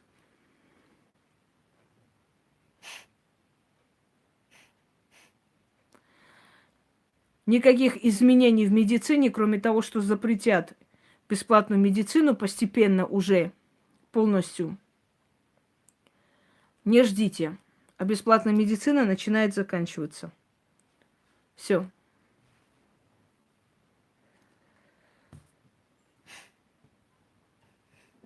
Далее.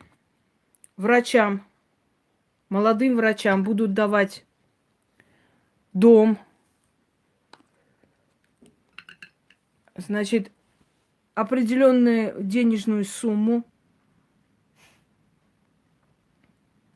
Не знаю, что принято, но полностью все машины будут убраны.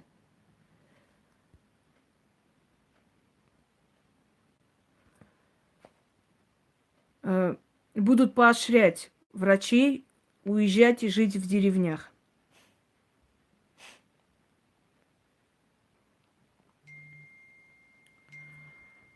Ой, как надоело вот эту чушь уже читать.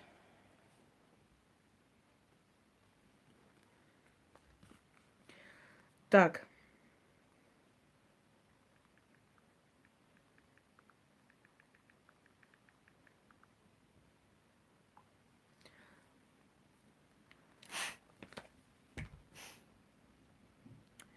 Следующий момент. Будут призывать в полицию молодых мужчин, у которых есть высшее образование, не обязательно юридическое. Далее.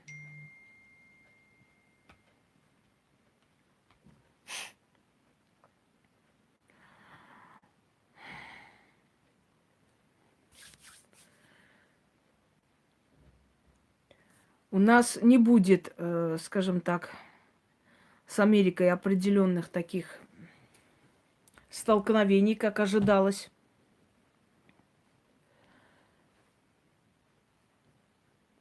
Я не скажу, что для России очень хороший год, потому что очень много будет смертей, очень много будет переполоха, арестов и прочее.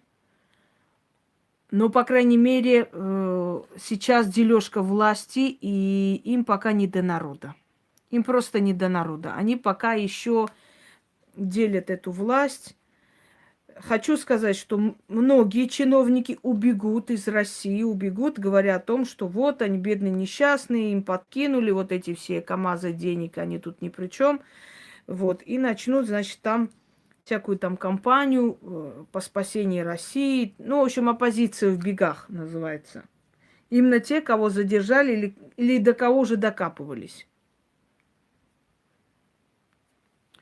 Начнутся не просто аресты в России, начнутся дальше, значит, в розыск будут подавать на всех чиновников, которые когда-то уехали из России, арестуют их имущество здесь и будут ждать их на родине для того, чтобы судить.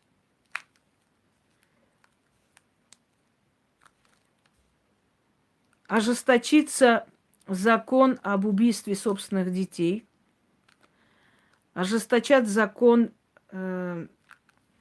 убийства младенцев.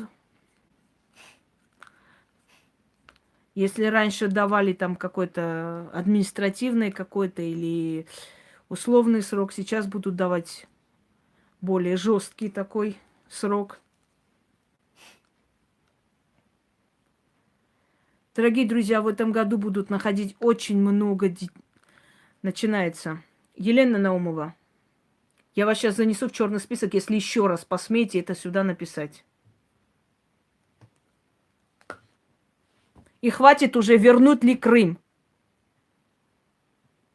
Если ты идешь по улице, у тебя схватили булочку и съели. Тебе вернут эту булку? Скажи мне, пожалуйста. Какого хрена должны вернуть? Крым был частью России всегда. И там и останется. Мечты оставьте. Крым был частью России. Он был отдан Хрущевым. И он останется в России. Я это говорю не потому, что я так хочу, а потому, что это правда и потому, что это историческая справедливость. Если вы хотите историческую справедливость, да, если вы говорите, мы хотим, чтобы была справедливость, чтобы справедливые люди жили и справедливо вообще все происходило в мире наконец-то, вот я вам говорю историческую справедливость. Историческая справедливость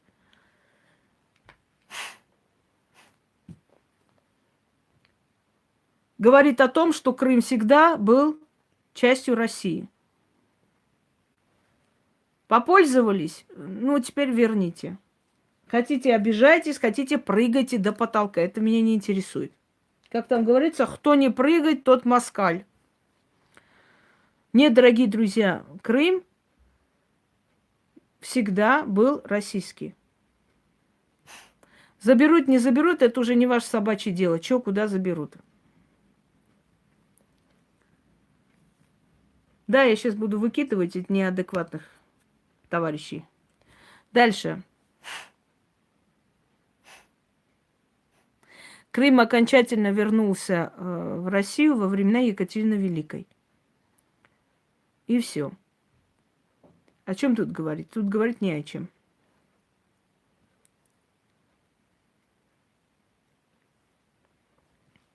Следующий момент.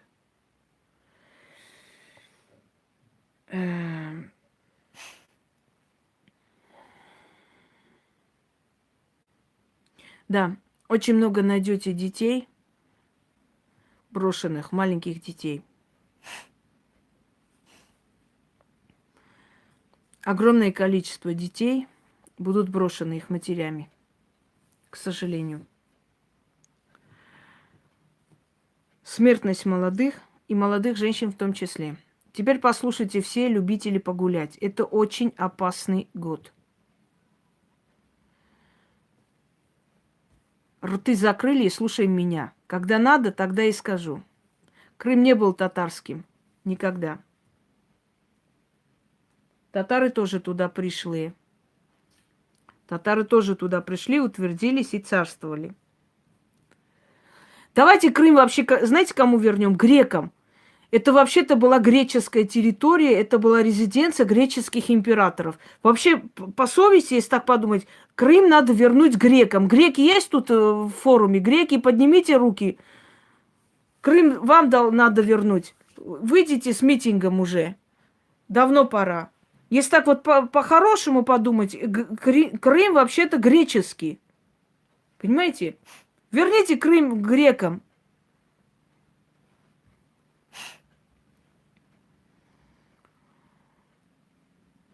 А почему туркам должны вернуть? А кто такие турки там были?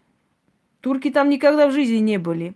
Там были греки, потом пришли татары, некоторое время ханствовали там, потом, значит, Елизавета подчинила Крым, окончательно вернула Екатерина, и с того времени Крым уже часть России. Так что, дорогие люди, если вы хотите по справедливости, изначально Крым вообще был... А Феодосия, по-вашему, названа с воздуха, вот просто так назвали? Император Феодор. Это его резиденция была там.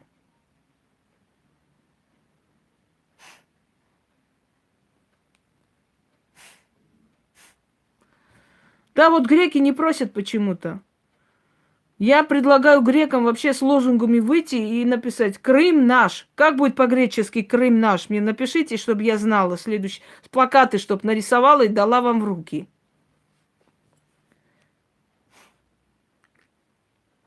Так, замолчали.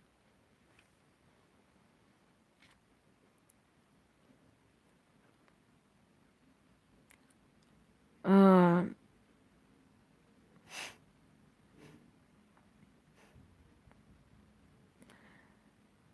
Итак,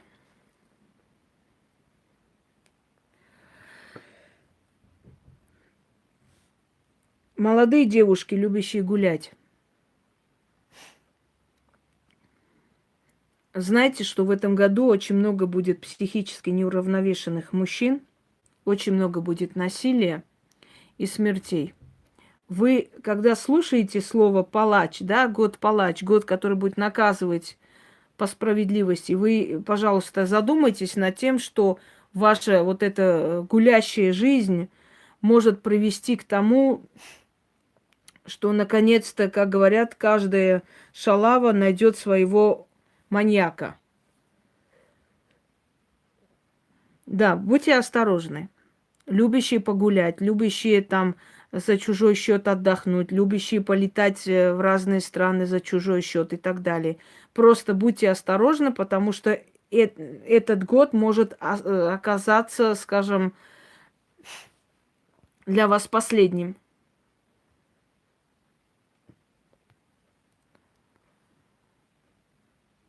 Далее. Разводов много будет в этом году. Но в то же самое время в этом году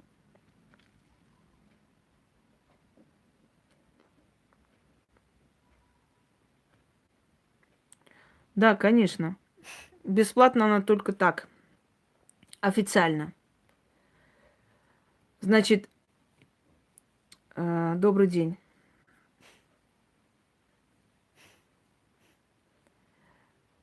Много будет разводов, но в то же самое время влюбленные, которые давно не могут быть вместе, могут в этом году соединиться. В этом году и браков влюбленных людей будет много. Это самый лучший год, чтобы бросить пить. Вот самый лучший год, чтобы бросить пить. Палач может помочь вам отсечь то, что мешает вам жить. Он не только отсекает голову, он еще отсекает болезни, он отсекает боль, он отсекает неприятности и так далее. Самый лучший год начать нормальную жизнь.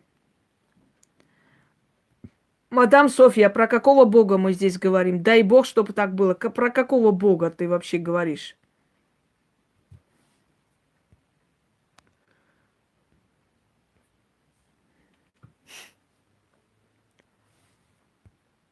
Так, все вот эти вот, которые от темы дальше,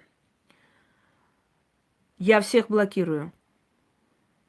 Еще раз посмейте написать. А бросить курить, а вот это. Свои 5 копеек еще раз ставьте сюда.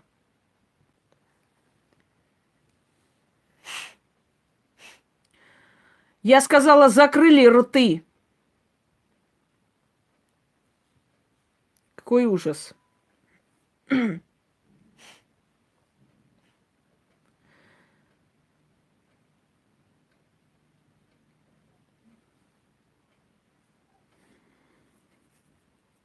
Это ты адекватный ты человек?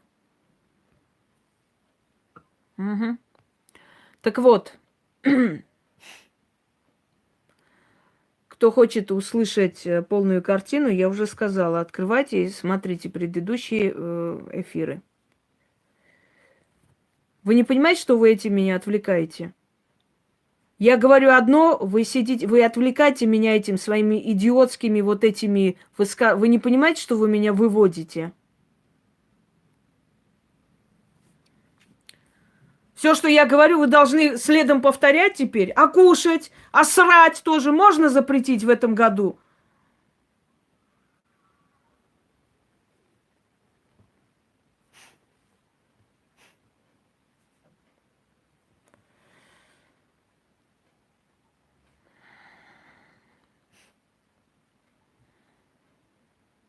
Все про Россию достаточно.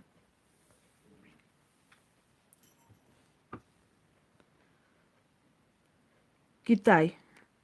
В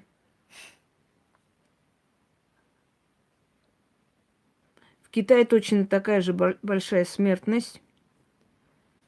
В Китае начнутся политические страсти.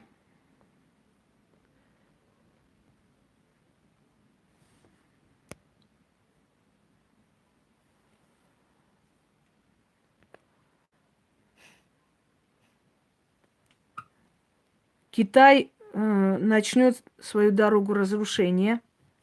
В этом году это начало разрушения Китая. И в течение 20 с чем-то лет Китай начнет потихоньку делиться. Дальше. У Китая начинаются опять гражданские вот эти выступления между уйгурами и Китаем.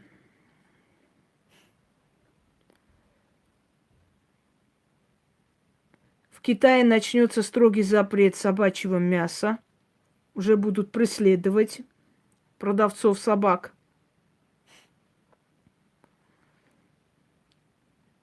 Далее. Несколько катастроф в Китае.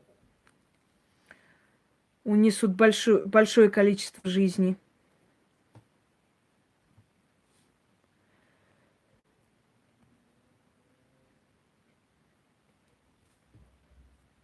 Взрыв. Взрыв, который унесет большое количество жизней.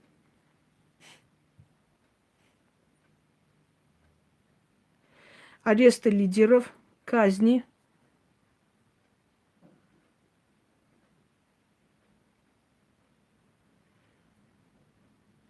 Дальше.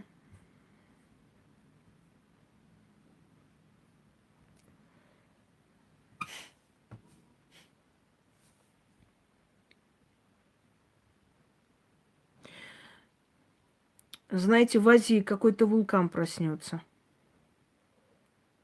Не скажу, что большие землетрясения ожидаются, но какой-то вулкан проснется, и это уже будет очень опасно. Будет опасно, потому что они практически будут жить как на пороховой бочке. Это, скорее всего, Малайзия.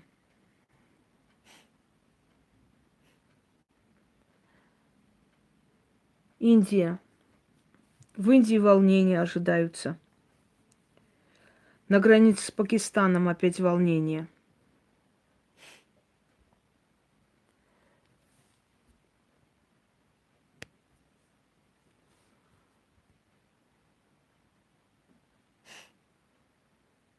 Дальше.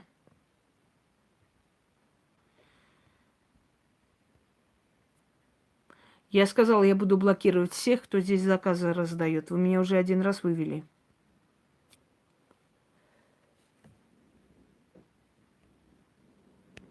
Все. Хоть одно слово, что, где, как будет, сразу блокирую.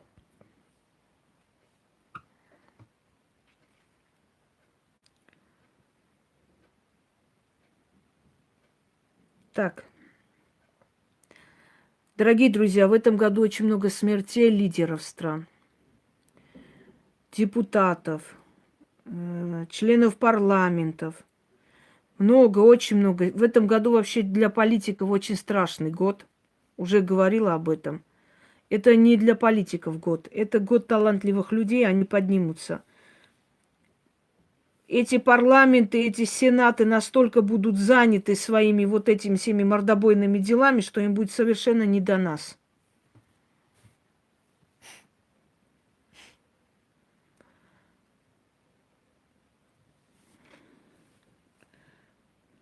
Так. В Индии будет несколько скандалов, связанных с чиновниками.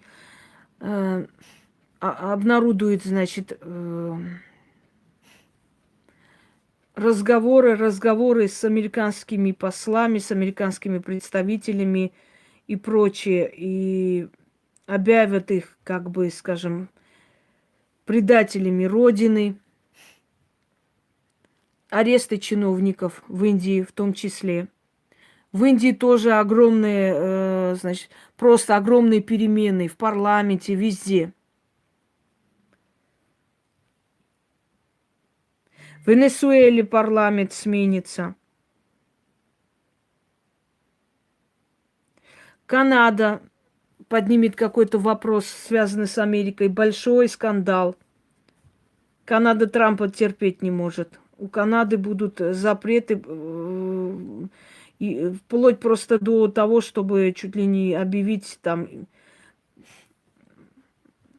скажем, против Америки санкции чуть ли не происходят. До такой степени уже вот напряженная обстановка с Канадой.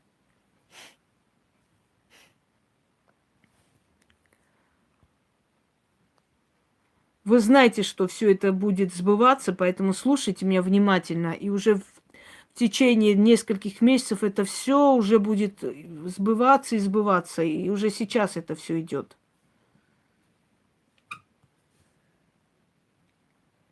Все, что говорила, уже сбывается. И дальше тоже будет сбываться. Некоторые штаты станут, будут бойкотировать абсолютно вот все, что будет происходить в парламенте Америки.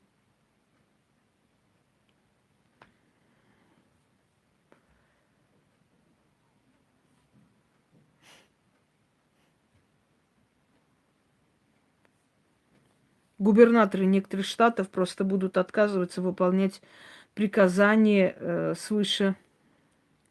Я боюсь, Трампу недолго. Он изначально провалил абсолютно. Он изначально абсолютно провалил доверие народа. Если он держится пока на своих деньгах и связях, и больше никак.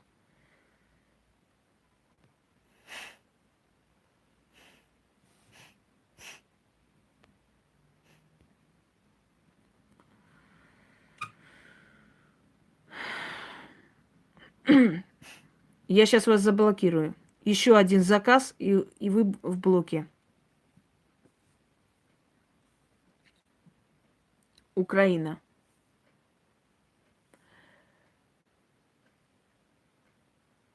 Украина, я уже про Украину говорила и говорила про нового президента.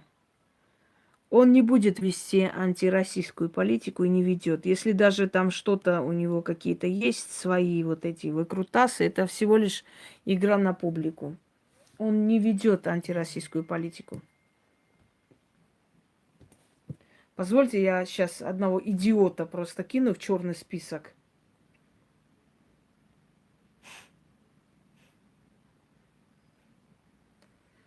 Я реально устала.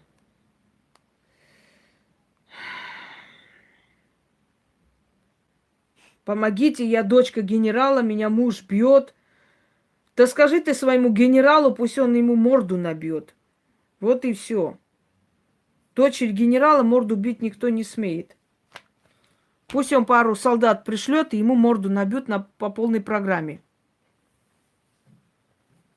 Я сказала русским языком еще один заказ и отправляю вас к чертовой матери отсюда.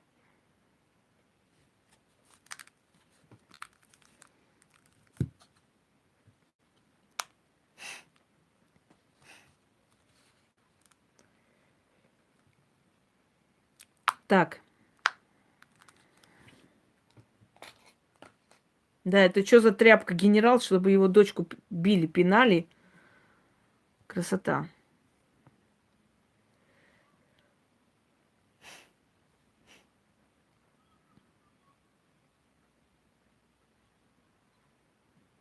Причем они видят, что я в прямом эфире, поэтому и пишут. Чтобы меня застать на месте. Обалдеть.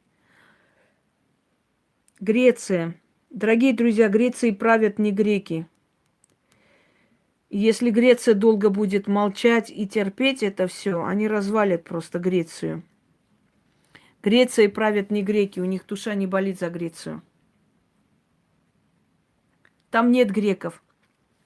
В парламенте практически нет греков.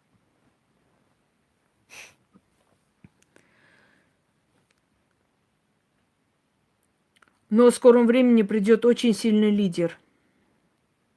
Очень сильный лидер, и его жена, профессор, в общем, ученый, историк, преподаватель, очень любимый преподаватель и лектор вуза. И он придет, он начнет оппозиционные действия против правительства Греции. Будут волнения, бунты.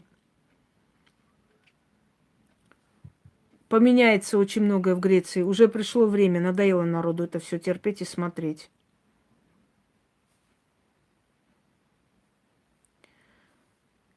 Правительство ведет просто антинародную политику. Идет против народа.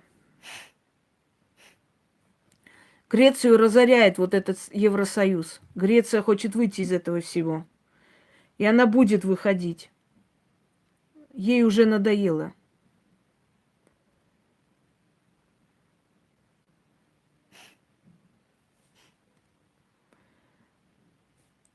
Так, Турция. Курдский вопрос поднимет голову. Опять будут... Опять будут волнения, опять будут взрывы, убийства. В Турции начнется арест генералов, начнется арест многих высокопоставленных чиновников. Эрдоган опять себя... Так, вы в черном списке, хотя вы у меня на канале давно, но я вас выкидываю. Все, до свидания. Если, блядь, вы Туркестан и не понимаете русский язык, когда я говорю, не пишите, а тот город, а эта страна, я сама скажу. Если вы не понимаете русского языка, я вас выкидываю. Я разговариваю, вашу мать, вы опять, а вот где, вот, а вот Туркменистан напишите, а вот Киргизстан, а вот напишите Индию, а вот Марокко. Сколько можно вот этот сброд терпеть, в конце концов? У всех есть уже... Заканчивается терпение, блядь. Сидят мне советы раздают. Ой, она там грубая, почему вы грубите людям? Да уже сколько можно с этими людьми разговаривать? Уже по-всякому попросила и сказала, хватит, не пишите, вы меня отвлекаете, я сама скажу.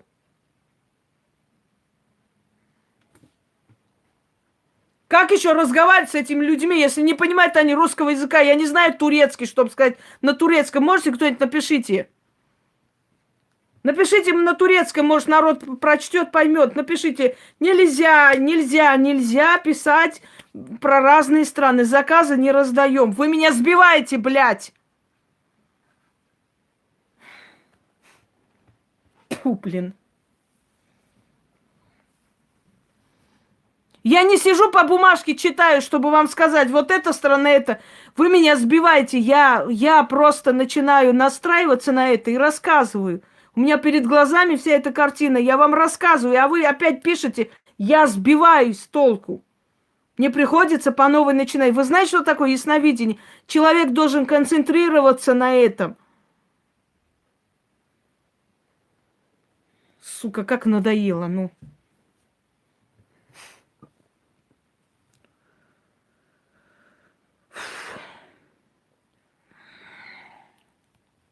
Ей-богу, я просто понимаю уже людей, которые уходили вот в эти все, не только ведьмы, философы, писатели, актеры, не знаю, они просто все бросали, уходили вот где-нибудь в горах, просто жили и были так счастливы, потому что реально уже вот смотришь, от этого сброда настолько тяжело, вот просто уже нереально тяжело. Ты начинаешь думать, неужели я родилась в этот мир, чтобы вот с этим сбродом сидеть, работать? Их низменные, тупорылые вот эти вот проблемы. Муж придет, а у меня вот голова болит, а вот это... Неужели я для этого пришла в этот мир, чтобы заниматься вот этой херней?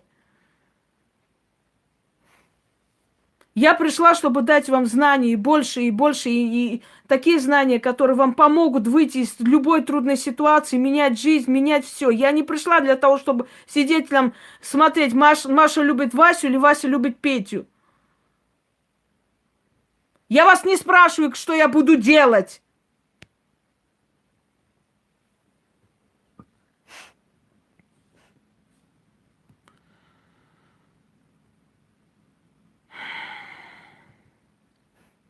Просто сброд, Диана, это просто сброд. Сброд.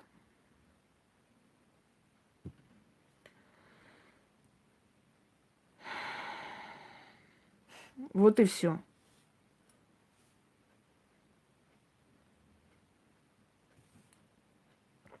Безмозглый колхоз, который не понимает, что если я начинаю что-то говорить, я же сказала, общайтесь между собой, пишите. Только не отвлекайте меня, потому что я сама постепенно дохожу до каждой страны.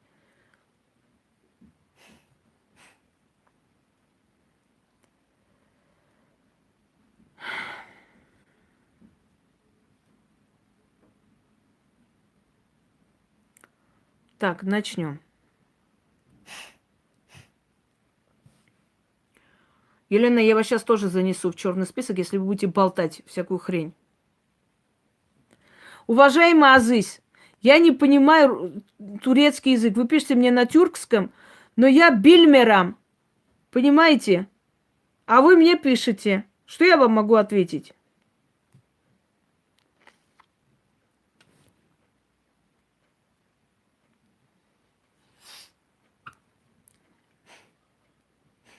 В Турции поднимет вопрос курдское дело. Курды опять начнут... Хоть один нашелся знаток турецкого языка, точнее тюркского, вот сейчас поговорят. Так вот, начнется курдский вопрос. Будет убит известный человек, у которого, то есть полукровка, наполовину курд, наполовину турок. Он будет убит.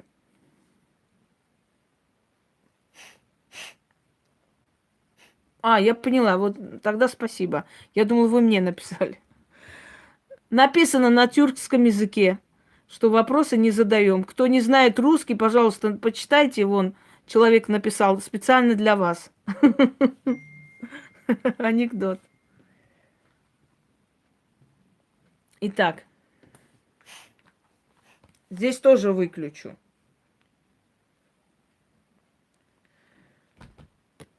Там знаете, что пишут СМС? Хотите, скажу, что пишут? Здравствуйте, я вижу, что у вас прямой эфир.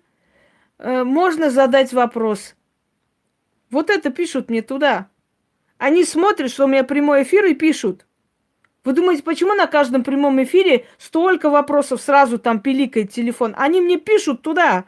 У вас прямой эфир, а можно вот задать вопросы здесь? Вот вы ответите. Вы что думаете? Это ж с ума может сойти. Это ёбнуться можно, извините, кажется, за каламбур. Это долбано, это с ума может сойти с этим народом. Деградация полнейшая.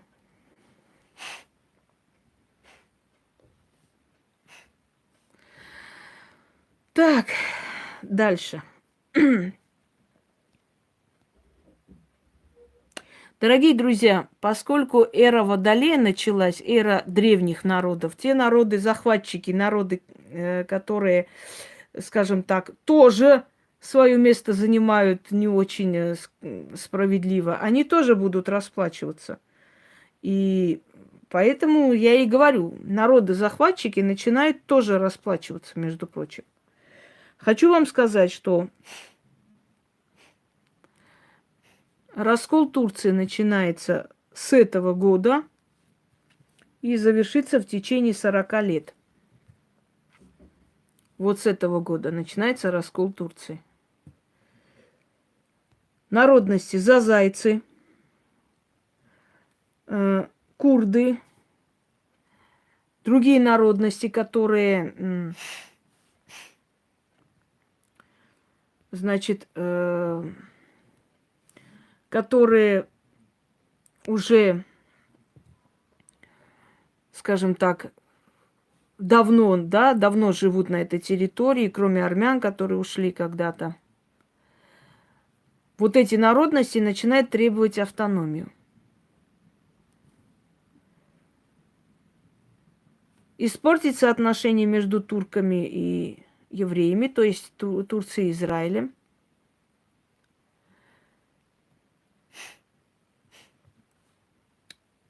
Вопрос какой-то, который очень сильно разозлит Эрдогана и испортит отношения надолго между Турцией и Израилем.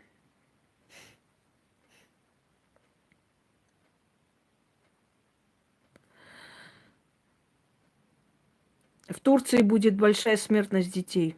В течение 3 лет будет очень большая смертность детей. Постоянные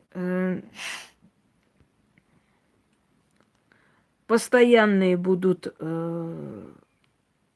заболевания вообще непонятные. Кстати, очень много сейчас будет в этом году и предыдущие годы непонятных вирусов, от которых уйдет большое количество людей, детей в основном. Вот в Турции будет вот этот вирус. Он будет настолько, скажем так, неожиданный, настолько страшный, что начнут думать, что кто-то это специально сделал. На самом деле нет. Поэтому дети до 4 лет очень подвержены риску смерти в Турции. Будьте осторожны. Будьте осторожны, значит, пляжных зон с детьми такими в этом возрасте лучше не ходить, пока им не исполнится 5-6 лет, потому что иммунитет у них еще не привык к этому.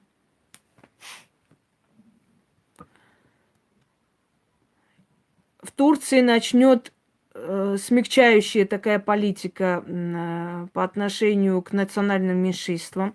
В Турции поднимет голову, скажем так, межнациональные связи людей. В Турции начнут говорить о людях, у которых есть предки, там ассирийцы, армяне, греки и так далее, что надо бы этим людям дать больше прав, потому что они коренные жители этой страны. И будет убийство. Валентина, что смешного здесь, что ты рот свой открыла? Больное существо.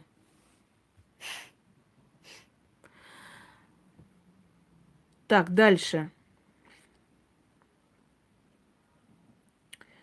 И Турция готовится к очень грандиозному проекту, но этот проект не осуществится, деньги будут обворованы, и начнется очень большой, просто мировой скандал.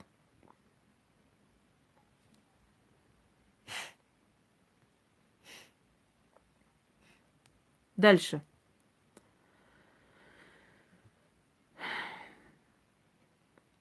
Грузия.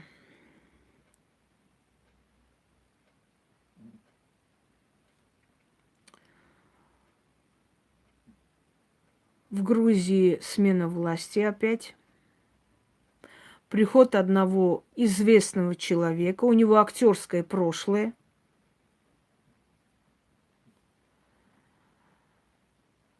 Он будет возглавлять новую партию.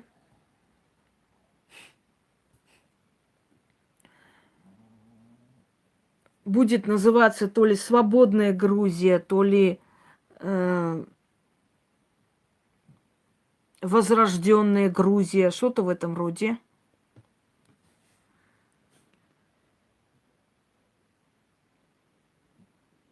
Новый телеканал откроется. Может, будет называться «Справедливость».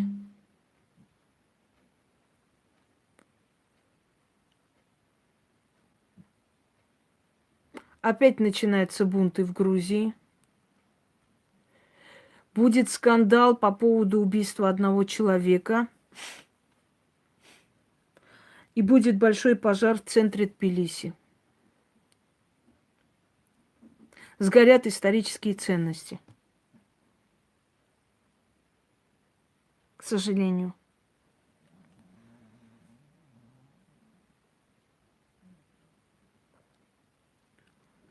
Начнется политика поддерживания села, помощь сельскому населению, строительство новой большой дороги.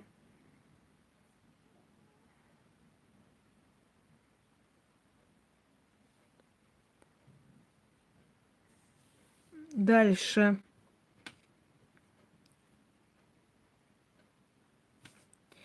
Кадровые перестановки. И новый пост в государстве. Абсолютно новый пост, которого раньше не было. Для работы с диаспорами, для работы еще с какими-то там, в общем, внешние связи, но это не Министерство культуры и не Министерство иностранных дел, это нечто другое.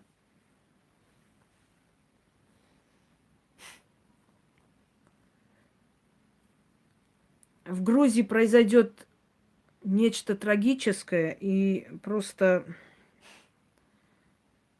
колыхнет, наверное, эту страну и очень сильно потрясет.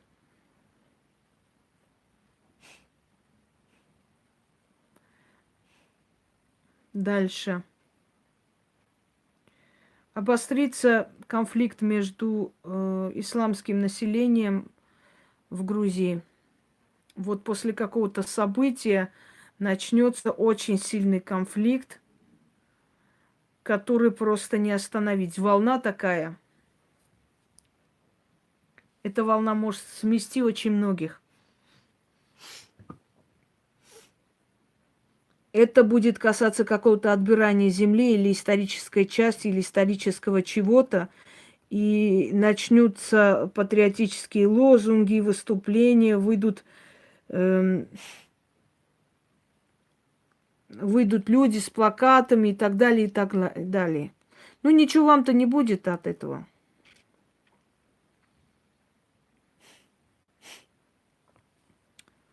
Начнут призывать к укреплению связи с Арменией.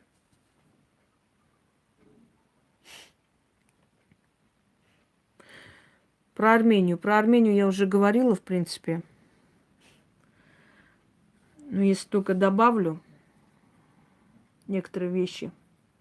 Укрепление границ, огромное количество оружия, что будет настораживать наших соседей.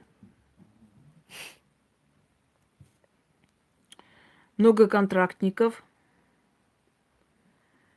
и повышение зарплаты военнослужащим и льгот. Вот как бы там ни было, хотя власть слабая, она мне не нравится, которая там есть, абсолютно не нравится. Я не то хотела, и никто этого не хотел. Все хотели очень больших перемен, очень много работы парламента, очень много стараний, очень много инициативы, но ни хрена не увидели. Невзирая на это, все-таки он положил начало новой эры в Армении. Следующий человек будет кулак, очень сильный. Он нет. Он долго не продержится, потому что его уже... Доверия народа уже нет. В Армении начнутся воровские войны, перестрелки друг друга.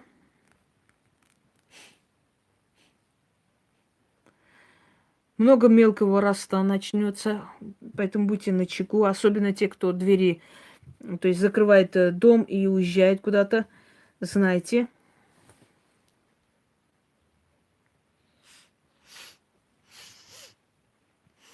И милиция с ними заодно, потому что они лишились дохода. Они нормально работали, отбирали население. Сейчас они без денег, поэтому они во многом потакают и крышуют и воровство, и наркоманию, все, что происходит. В Армении много смертей пьющих людей, много смертей тех, кто занимается наркотиками. И очень сильное ужесточение закона о воровствах, об убийствах. То есть будут давать пожизненно.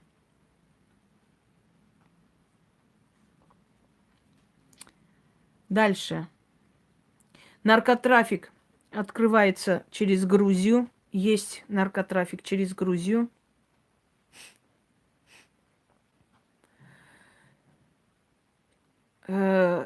Садахло, вот эта вот часть границы, там переходят границу тайком.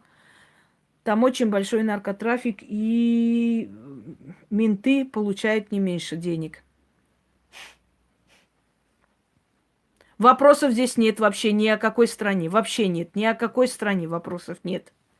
Я сама говорю. Ни о какой стране вопросов нет.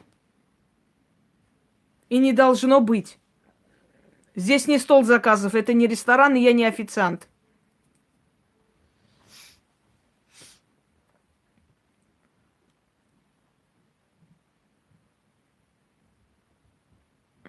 Так.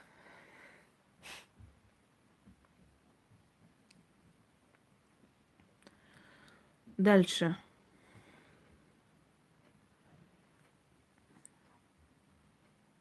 В Армении обнаружится нефть. Хотя они все знали, что она там есть давно. Но сделают вид, что обнаружили только сейчас.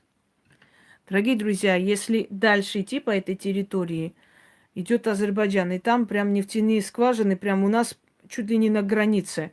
Так это та же самая земля, это то же самое, знаете, Вена, если так грубо говоря, да, та же Вена, которая идет. Да какая разница, там они откроют эту скважину или здесь? Нефть она есть. И бриллиант есть, и молибден есть, и мрамор есть, и все есть. Мы должны были жить, как в Эмиратах. Ну, точно так же там сотни людей просто машинами, КАМАЗами деньги увозят, понимаете, туда-сюда. И, естественно, вот если бы поменьше воровали, было бы хорошо. Там обнаружат нефть. Там обнаружат нефть. Ладно, я не буду открывать определенные тайны. Вы знаете, мне иногда говорят, вот скажите, вот мы чувствуем, вы знаете больше, чем говорите. Говорите, а зачем говорить больше, чем я? Дорогие друзья, вы понимаете, что я вам сказала, вы посмотрели и сказали, ой, как хорошо, ой, молодец, и пошли дальше. А это моя жизнь и жизнь моей семьи. Понимаете? Я не могу говорить много. Я бы много чего сказала, но говорить не могу. Потому что есть вещи, которые нельзя говорить. Но то, что там есть нечто, о чем нельзя знать всему миру, это 100%. И то оружие, которое все боятся, тоже там есть. Оно там существует, друзья мои. И это очень, очень далеко внизу, за много тысяч километров просто под землей она существует там. Это шахта. Это сделанная шахта еще в советское время. В Армении есть нефть, она всегда была. Просто не всегда разрешали эту нефть скачивать. Понимаете? Весьма удобно, когда страна в полузависимом положении от другой страны. Разве не понятно? Вот, Настя, ты догадалась и прекрасно. Есть нечто. А вы что думаете, ленинаканскую трагедию, когда устроили, что с Москвы привезли, что ли, туда взорвали? Оно там на месте было, на месте. В горах было это. Его просто пустили по земле вниз. И она под землей пошла и начала создавать трясение земли. Понимаете, 12 по шкале Рихтера трясло. Минут 20 трясло, пока все к чертовой матери не развалило. Минут 20 кто видел землетрясение? По шкале Рихтера самое высокое, 12 баллов. Там ничего не осталось. Кто видел землетрясение, чтобы земля открывалась вот так, и падали туда люди? Кто это видел? Вы говорите ненависть. Кто создал эту ненависть между народами? Горбачев. Кто организовал бакинскую резню, сумгаитскую резню? Да, там были азербайджанцы, понятное дело, но кто им дал это право? Кто организовал? Кто приказал советским солдатам не вмешиваться и не помогать никому? Когда женщины побежали туда и говорят, мы не имеем права вас защищать. Они говорят, наши дети служат в советской армии, а нас здесь убивают. И несколько русских солдат все-таки заступились ценой своей жизни. Кто это создал, дорогие друзья? Горбачев. Горбачев сделал сумгаитскую резню, бакинскую резню. По его приказу это было сделано, и по приказу Алиева-старшего. Естественно, он же знал, что это создаст ненависть между народами. Мы можем обвинить всех бакинских азербайджанцев в этой резне. Многие прятали армян у себя, прятали вопреки тому, что их могли найти и убить. Я лично знаю людей, которые в Сумгаите прятали, спасали армян. Армян, которых на улице сжигали, раздевали и чего только не делали. Так вот, это люди, обычные люди, соседи, они прятали, они пытались их спасти и спасли многих. Но это же создало ненависть между народами, правда ведь? Ненависть-то осталась. Люди же это помнят. А кто эту ненависть создал? А кому эта ненависть нужна? И татары, и иранцы спасали, и азербайджанцы спасали. Это тоже надо признать, Александр. Нельзя быть неблагодарными. И азербайджанцы спасали людей, спасали ценой своей жизни, прятали. Они знали, что если найдут их, семью всех выведут и убьют вместе с армянами. Но они их спасали. Давайте будем, людьми до конца. Если уж мы любим правду, если мы любим честность, мы должны быть честны не только по отношению к себе, и к другим в том числе. Спасали эти люди. Спасали, потом их вызывали в партию, потом их лишали работы и так далее, и так далее. Именно азербайджанцев. За то, что они спасали. А приказ откуда шел? Приказ шел оттуда, сверху. Он хотел таким образом отвлечь от карабахского конфликта. Сначала это сделал, увидел, не помогает. Потом, землетрясение в Армении. Потом блокада была. У нас было землетрясение. Понимаете? Землетрясение. Народ был голодный, страна разваленная, а нам еще блокаду устроили. Представляете?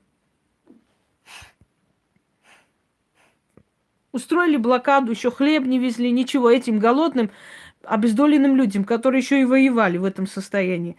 Вот и все. Кто это сделал? Горбачев. Его повесить надо на Красной площади, а он ходит, лекции свои читает.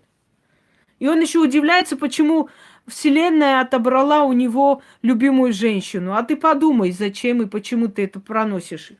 Хотя это не самая страшная трагедия. Люди могут пережить смерть близких. Она умерла у себя дома, окруженная любимыми. Ну что делать? Все умирают, и он умер. То есть она умерла. Вот он и устроил это. Понимаете, как правительство устраивает резню, устраивает геноциды народов, да, а потом народы за это расплачиваются. Ингушей и чеченцев кто сослал? Коммунисты. Коммунистическое правительство, которое тогда было. Оно состояло из разных наций. Например, два грузинских офицера, которые селение Хайбах не смогли вывести народ, точнее, не захотели, потому что очень было бы накладно, много денег бы ушло. Они просто собрали село Хайбах в одном вот хлеву и сожгли людей. Детей, женщин, всех просто был приказ сжечь. Нахер тратить нефть, их там вертолетами спускать вниз, сжечь и все. Сожгли, спокойно сожгли, как скот. Знаете, так кинули, сожгли, и все, нормально. А остальных отвезли в казахстанские степи, там выкинули. Если бы не казахстанский вот народ, то есть не казахи, этого народа бы не существовало вообще. Вообще Берия предлагал всех чеченцев и ингушей кинуть в баржу и утопить посреди Средиземного моря. Выступил Микоян, сказал, что весь мир нас осудит. Он пытался каким-то образом хотя бы так спасти, сколько возможно. Микоян спас эти народы. Они должны ему быть благодарны. И поэтому решено было просто отвезти в степь. Вот кто, кто выживет, выживет, нет таких, хрен с ними. Пожалуйста. А они до сих пор помнят про свой геноцид. А как не помнить, если 70% нации было убито? Ну как не помнить? Понимаете, наверху создавали эту ненависть, а внизу люди потом это помнили. Тысячелетиями помнят. Потому что так удобно. Когда народы друг друга ненавидят, легче ими править. Знаешь, выступать как мерило. Вот этих помирить, мол, не ссорьтесь, не это. А потом каждого из них отдельно оружие продать и сказать, давай вперед. Это политика. А политика от проституции очень мало чем отличается, поэтому не надо удивляться, дорогие люди. Это нормально. Для политиков это нормально. Это для нас с вами. Ой, как можно, это аморально, как нехорошо. Но для политиков это нормально. Манипулировать, навязать свою волю, и все нормально. Так что... Дальше. О чем мы еще не говорили? Про Казахстан спрашиваете. Про Казахстан я уже сказала вам. Я сказала, что будет с Казахстаном в ближайшее время. И дальше говорю, в Казахстане националисты поднимут голову, мусаватисты поднимут голову. В Казахстане начнется очень сильная заваруха.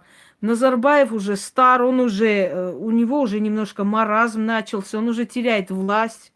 Уже за него правят вся его, вот это вот, все его окружение. Он постепенно идет к смерти, потому что он болен. Дальше к власти идут националисты с призывами. Народ озлоблен, он уже не находит друг с другом никаких общих точек соприкосновения, потому как они сами друг друга не любят. Там район на район, там карабулаги ненавидят казахов, казахи их ненавидят. В общем, вот так вот. Все идет к этому.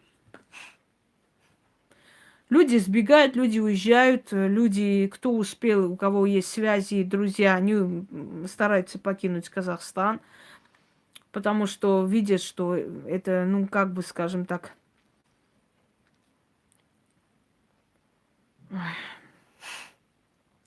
слушайте, про любого человека, кто был у власти, вы узнаете и хорошее, и плохое.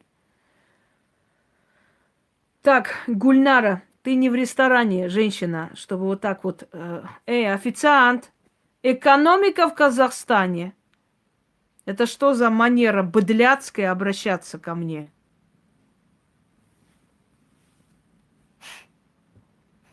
Экономики в Казахстане нету. О какой экономике идет речь?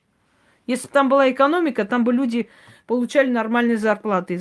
Живут только те, у которых есть мелкий бизнес. Там какие-нибудь ларьки, магазины маленькие, какие-нибудь что-нибудь еще. Вот они и живут. Какая экономика? О чем речь? Медицина практически недоступна.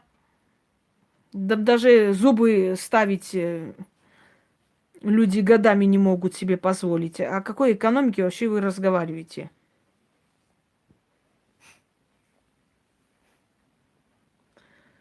Началась кража невест, начали убивать себя, вешать и резать вены женщины, очень многие, потому что семейное насилие в Казахстане растет и будет расти дальше, дальше и дальше. И скоро примут закон, согласно которому, значит, избиение жены не считается преступлением. И просто многодетные женщины будут убивать себя. Разрешено браки, несколько женщин вместе, и это нормально считается. То есть мужчина не обязан обеспечивать этих женщин, он имеет право жениться как хочет. И поэтому очень большие даются возможности мужчинам терзать, издеваться, бить и убивать женщин. Понимаете?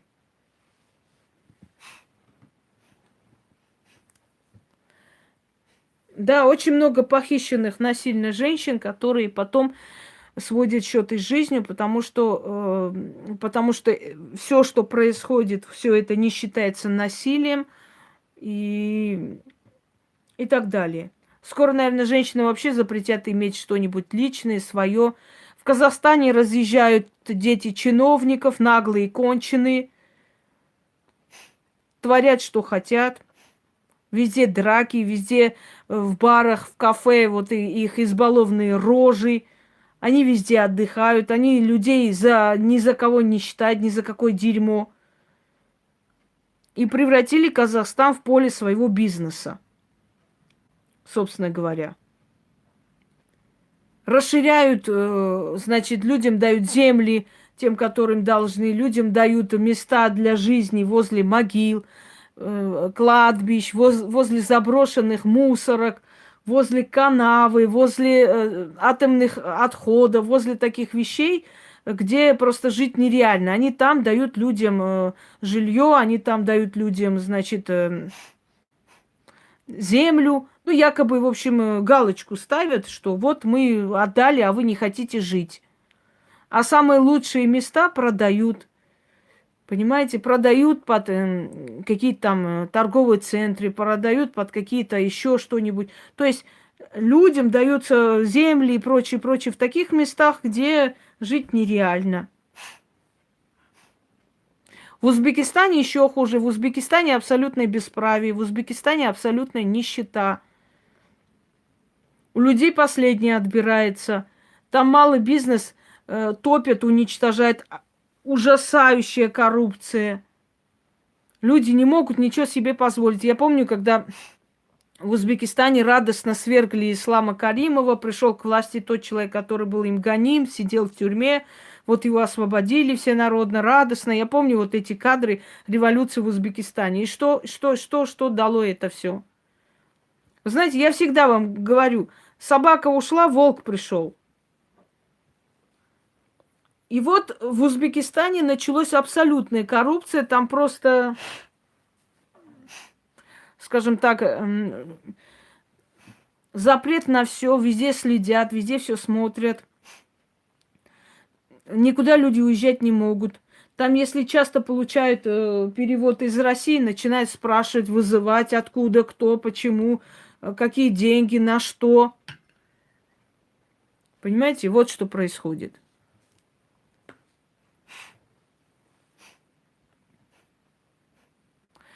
Как ни странно, более-менее Таджикистан поднимается.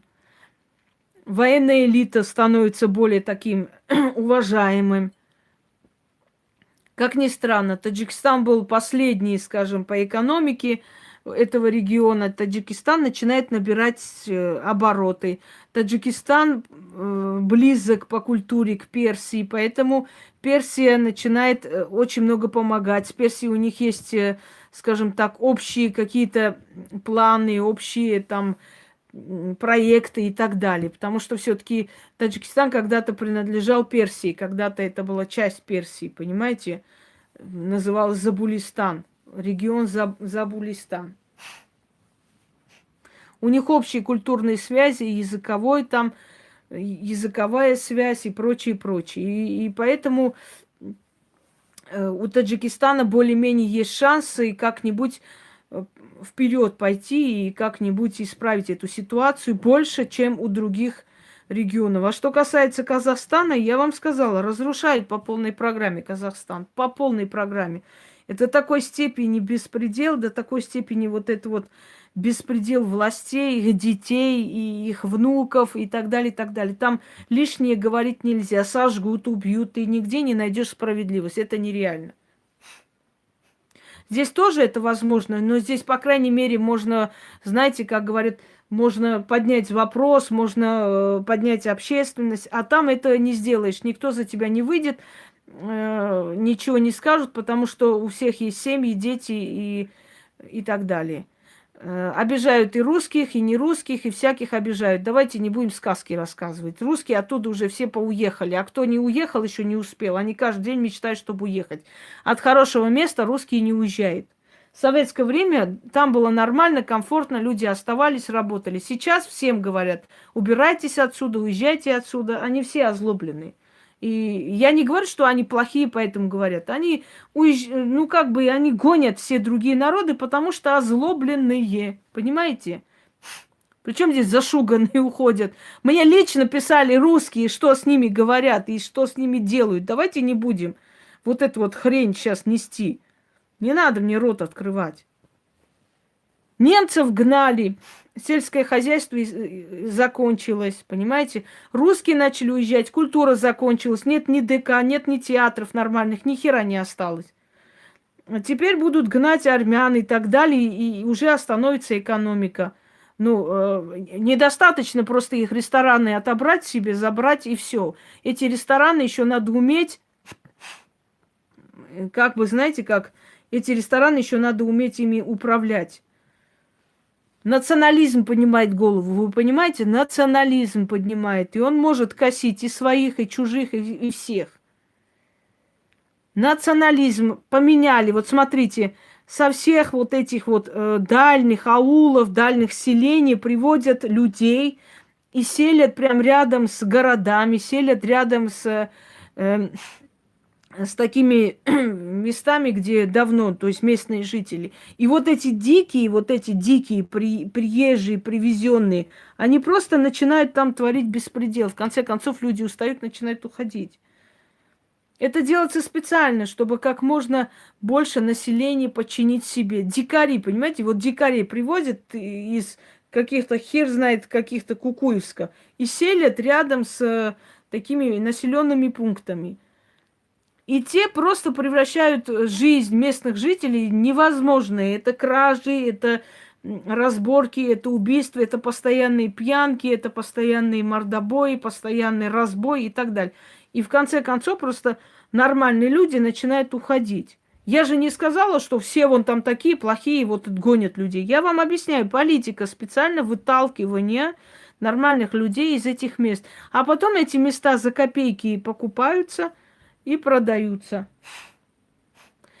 Зато китайцам говорят, добро пожаловать. Ну так а везде саулов и привозят. Для таких дел везде привозят саулов. Со всех мест. Вот, я говорю, зато китайцам говорят, добро пожаловать. Вот и все. И в скором времени ждите, что ваших детей будут красть и просто в холодильнике сувать и возить в Китай для органов. А для них это нормальная вещь. Они ничем не гнушаются. Кошка нужна, кошку украли, съели. Собак надо продать, чужих собак со дворов украли, продали на собачьем рынке. Все жрут, сидят. И всем похеру, что это, например... Вы представляете, вот собака, да? Собака, которая как ребенок растет у людей.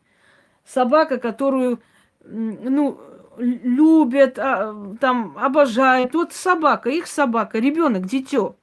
И вдруг вот их нету дома, подъезжает машина, какая-нибудь мразь быстренько прыгает через забор, эту собаку схватили, кинули в этот, значит, большой вот эту вот душегубку и увезли. И у этой собаки страх, у этой собаки ужас. Это же все равно, как ребенка просто схватить из дома и забрать. У него будет жуткое состояние. Она понимает, что куда-то его везут, куда-то его украли, сейчас хотят убить, понимаете? Потом этих собак вместе кидают в какую-то тесную клетку, похеру, что они там чьи-то собаки, чьи-то любимцы. И вот эти собаки понимают, это не дикие собаки с улиц схваченные, даже диких жалко. Приводят просто на рынке люди, которые с этими топорами забивают этих собак, они понимают, что это чья-то собака.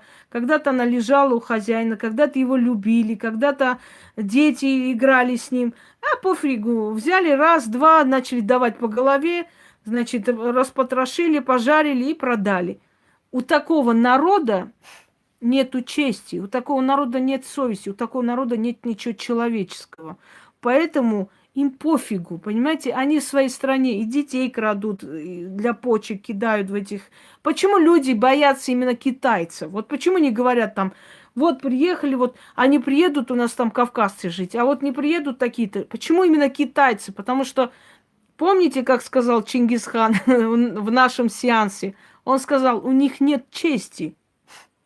Народ, у которого нет чести, народ, который ничем не гнушается, все считает правильным, лишь бы заработать денег, этот народ очень страшно допускать до себя. Вот для чего. Понимаете? Ничего запретного для этого народа не существует. Ничего запретного. Ребенка надо там сварить, продать хорошо, суп сделать. Пожалуйста, без проблем. Ребенка украли, пришли, убили, спотрошили, сварили и продали. Понимаете? Вот так вот. У них нету понимания запретов. Вот нету понимания запрета. Вот и все. Так что, если вы Китай туда допустите, а Китай хотят допустить, потому что, понимаете, как так удобнее допустить их, чем, например, местное население. Пускай местное население уезжает, пусть армяне уходят, валят оттуда, как везде написали. Я же сказала, уважаемые казахстанцы, вы пишете глупости, вы говорите, валите отсюда, там и русские, и армяне, и греки, и немцы, и пошли нахер отсюда, это наша страна. Я говорю, а вы знаете, какую страшную ошибку вы делаете?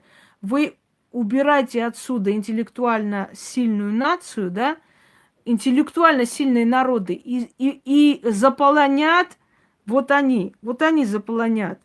Если армяне и греки и русские никогда детей не отвезут на органы, то китайцам похеру. Они это сделают спокойненько, понимаете? Так что, дорогие друзья, вот о чем я хотела вам сказать. Я хотела вам сказать, что нельзя выгонять интеллектуально умную, сильную нацию. Нельзя гнать. Как говорят, свято место пусто не бывает. На их место придут вот эти вот. И тогда вы 1000 раз будете говорить, да ёкала мене, лучше бы они остались, чем вот эти вот. Но вы сами это делаете, а кто виноват-то? Сами вы, наполненные ненавистью. Сколько блогеров начали это говорить, писать. Давайте не будем. Сколько было под роликами про армян написано гадости, грязи, да вас убивать, резать и так далее, и так далее. Разве я сочиняю? Нет. Зайдите вот в то время, после тех событий, и почитайте, сколько всего было написано под форумом армян. А вы говорите, нет, никого там не гонят, всех любят, обожают. Гнали эти народы? Гоняйте, это ваша страна, имеете полное право. Но вот когда китайцы к вам заполонят, дорогие друзья, и когда уже начнется просто бизнес и продажа детей на органы туда, в Китай, потом вспомните, какие народы вы изгнали. Вы изгнали те народы, которые никогда в жизни на святое бы не подняли руку, которые развивали культуру, экономику, сельское хозяйство. Это были мирные народы. Что ожидать от греков? Ожидать, что они будут детей резать, убивать? Нет, у них нет это в крови. Что могли делать немцы? Работать молча, создавать фермы. Что делали греки и русские? Поднимали культуру. А что сделают китайцы? Китайцы вас уничтожат, сожрут с потрохами. Вот и все. Вот о чем было сказано вам, что от этих народов нет ничего плохого. Зачем вы их гоните? Зачем вы говорите, убирайтесь отсюда? А я скажу почему. Потому что когда бедность в стране, жуткая бедность, они думают, это армяне виноваты, что мы плохо живем, это греки виноваты, это немцы виноваты, это русские виноваты, это из-за них мы так плохо живем, понимаете? Политика такая. Один подонок встал и сказал, люди, надо этих армян гнать отсюда, хватит, у них рестораны, кафе, они вот хорошо живут, почему мы должны их терпеть тут? Понимаете, и они все как эти, да, правильно говоришь, правильно, правильно, гнать их надо. Автобусами, говорят, привозили в Астану, автобусами привозили в этот, ну, еще эти другие города, автобусами привозили вот это быдло из всех аулов, кишлаков пособрали, вот бездельников, и привезли туда. И они все, давайте их гнобить, их грабить, их убивать надо, их гнать надо, нехер. Они у нас тут живут, у них тут рестораны, эти кафе, почему у них это все есть? Вот, понимаете? Давайте гоните руками вот этого вот народа озлобленного, хотят гнать, чтобы прибрать к рукам готовые рестораны, готовые торговые центры, готовые концерны. Вы не понимаете или нет? Вот, ну, выгонят армян, ладно, выгнали. Вот выгнали немцев, что получили? Абсолютно голое сельское хозяйство. Сельское хозяйство умерло в Казахстане. Умерло, нету, не существует. Ну так, отдельное хозяйство. Теперь смотрите. Вот гнать народы, на которых строится экономика. Ладно, отберем вот у этих армян рестораны, но их же работать надо с ними. Это ж нереально просто взять вот ресторан, отобрать и разбогатеть. Работать надо, дорогие друзья. А работать вот это новое поколение Казахстана не будет никогда в жизни. Они не привыкшие, и все. И что будет? И на этом месте просто придут китайцы. Вот и все. Готовьтесь к великому китайскому нашествию. И вот если в течение года, если до конца года у вас не начнутся пропадать дети, у вас не начнут пропадать домашние животные, у вас не начнут пропадать много чего, у вас не начнут поджоги, у вас не начнется это, то, вот помяните мое слово потом, ладно? Потом скажете, ёкаламане, мы выгнали нормальные древние культурные народы, от которых можно было получить только выгоду, все время говорили, идите отсюда, у вас вот это есть, вы такие богатые, пошли вон, убирайтесь. И мы призвали просто дикий сброд, который нас уничтожает. Начнутся убийства китайцев уже. Там. Начнут убивать китайцев. Начнут убивать китайцев и очень много чего будет нехорошее. Но я хочу вам объяснить, что это ваша вина. Никого не вините, пожалуйста. Если вы, прежде чем идти громить, прежде чем идти орать, лозунги кричать, пускай убираются, уходят и так далее, не думайте о том, что если мы гоним этот народ, придет сброд на их место, то мне нечего вам сказать. Вы сами это сделали своими руками. Я тогда еще пыталась остановить и говорила это. Прекращайте, придите в себя, вы неправильно делаете. Вас используют для того, чтобы убрать эти народы и просто все это прибрать к рукам, просто, знаете, легко и просто. Мне и сейчас пишут угрозы из Казахстана. Да мы вас, армян, будем убивать, мы всех армян там поубиваем, поубивайте. И кто от этого проиграет, мне интересно знать. Мне вот интересно, а когда сейчас китайцы начнут убивать ваших детей и возить на органы, опять будут армяне виноваты в этом, да? Ну вот и все. Не, ну я же об этом не говорю, я же понимаю, что там скудоумные пишут. Я не малодушный человек, чтобы сидеть и, знаете, ненавидеть всех подряд из-за того, что мне такое пишут. Я-то понимаю, что это отходы пишут. Никто ничего не говорит. Но я вам еще раз говорю, когда они начнут ваших детей на органы пускать, кто будет виноват? Армяне? Да, Фатима тоже оттуда. Мы всем сайтам, всем каналам звонили в Казахстан, писали заявления и все такое. И что там вообще власть не работает? Абсолютно. Там ничего не работает. Ни хрена. Так. Потихоньку закругляемся. Да.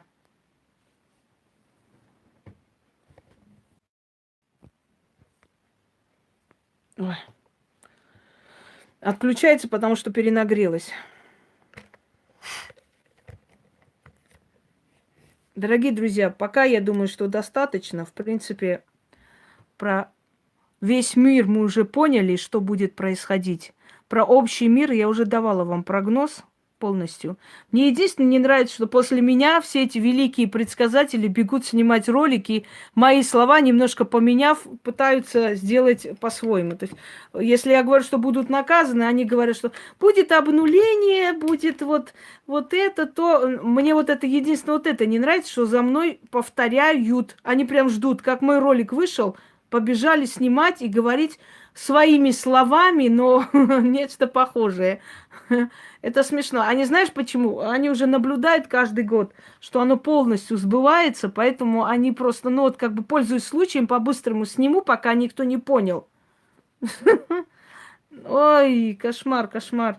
Ну неужели уже и этим тоже вы хотите блеснуть умом, тоже пытаетесь ясновидеть, но клоуны вы, вот что я. Это, ну, это шутовство. Шутовство. Люди же все равно смотрят, дорогие мои. Люди-то смотрят прогноз на следующий год, и они видят, чей ролик, чья лекция вышла первой. И они могут сопоставить и сделать выводы. Вы смешны мне. Все на этом сегодня. Всем удачи. Ну, потому что у меня батарея сядет, и если я дальше буду заряжать, просто у меня телефон взорвется. Потому что от такой энергии она уже такая вся, уже горячая. Да, увы. Я думаю, что достаточно я сказала, в принципе. Да, про Азербайджан еще пару слов. Я тогда говорила, в начале года я уже про все страны очень много сказала. Откройте 2020 год, предсказание на 2020 год, первую часть, вторую часть, потом год палач. Там это все сказано. В Азербайджане тоже начнется раскол, и голову поднимают аварцы. В прошлом году у них не получилось это восстание, в этом году опять будет. Опять будут аресты снова и так далее, и так далее. Молодые люди с Азербайджана просто убегают. Потому что постоянно вот это воинственные выкрики насчет того, что скоро война, война, родители детей в срочном порядке отправляют просто из страны, потому что очень переживают и боятся за их будущее. Раскол. Про Украину уже сказала. Ничего интересного про Украину сказать не могу. Одно и то же. Те же рожи, тоже воровство, песня та же, поют те же. Опять то же самое, Крым наш будет, мы скоро вернемся, все будет хорошо, мы это, мы то, мы такие-сякие. Ни хрена, ни рабочих мест не откроется, ничего. Опять начнутся, народные бунты. Вот, опять придет, к оппозиции придет женщина, но это будет уже не Тимошенко, но другая женщина. Опять 25. Пока что хороших перемен, к сожалению, я не вижу. Народ не поумнел, работать не хочет народ. Народ хочет на Майдане деньги получать просто так. Единственное, что я могу сказать, что отношения с Америкой испортятся, и Америка захочет опять свергнуть и этого лидера в том числе. Так, Латвия не будем рассматривать. Давайте по району, теперь по райцентру, по городам, по улицам, в том числе. Все, закончили. Всем удачи. Дагестан тоже входит в Россию. Представляете? Дагестан часть России, поэтому я уже сказала про Россию, что будет. В Чечне начнутся опять народные бунты и недовольство властью в Чечне. Начнутся опять спецоперации, начнутся опять вот много чего нехорошего. В Чечне ждите волнения, ждите недовольства, ждите разговоры лишние и исчезновение некоторых людей опять. Так, Дагестан. Ну что Дагестан? Коррупция как была, так и есть. Верхушка хорошо живет, а внизу ни хрена никто не получает. Тот же уровень жизни и прочее, и прочее. Увы. Разоблачение. Будут сажать, опять же, представители МВД и так далее. Отсиживается роман. Такие не уходят никуда. Все.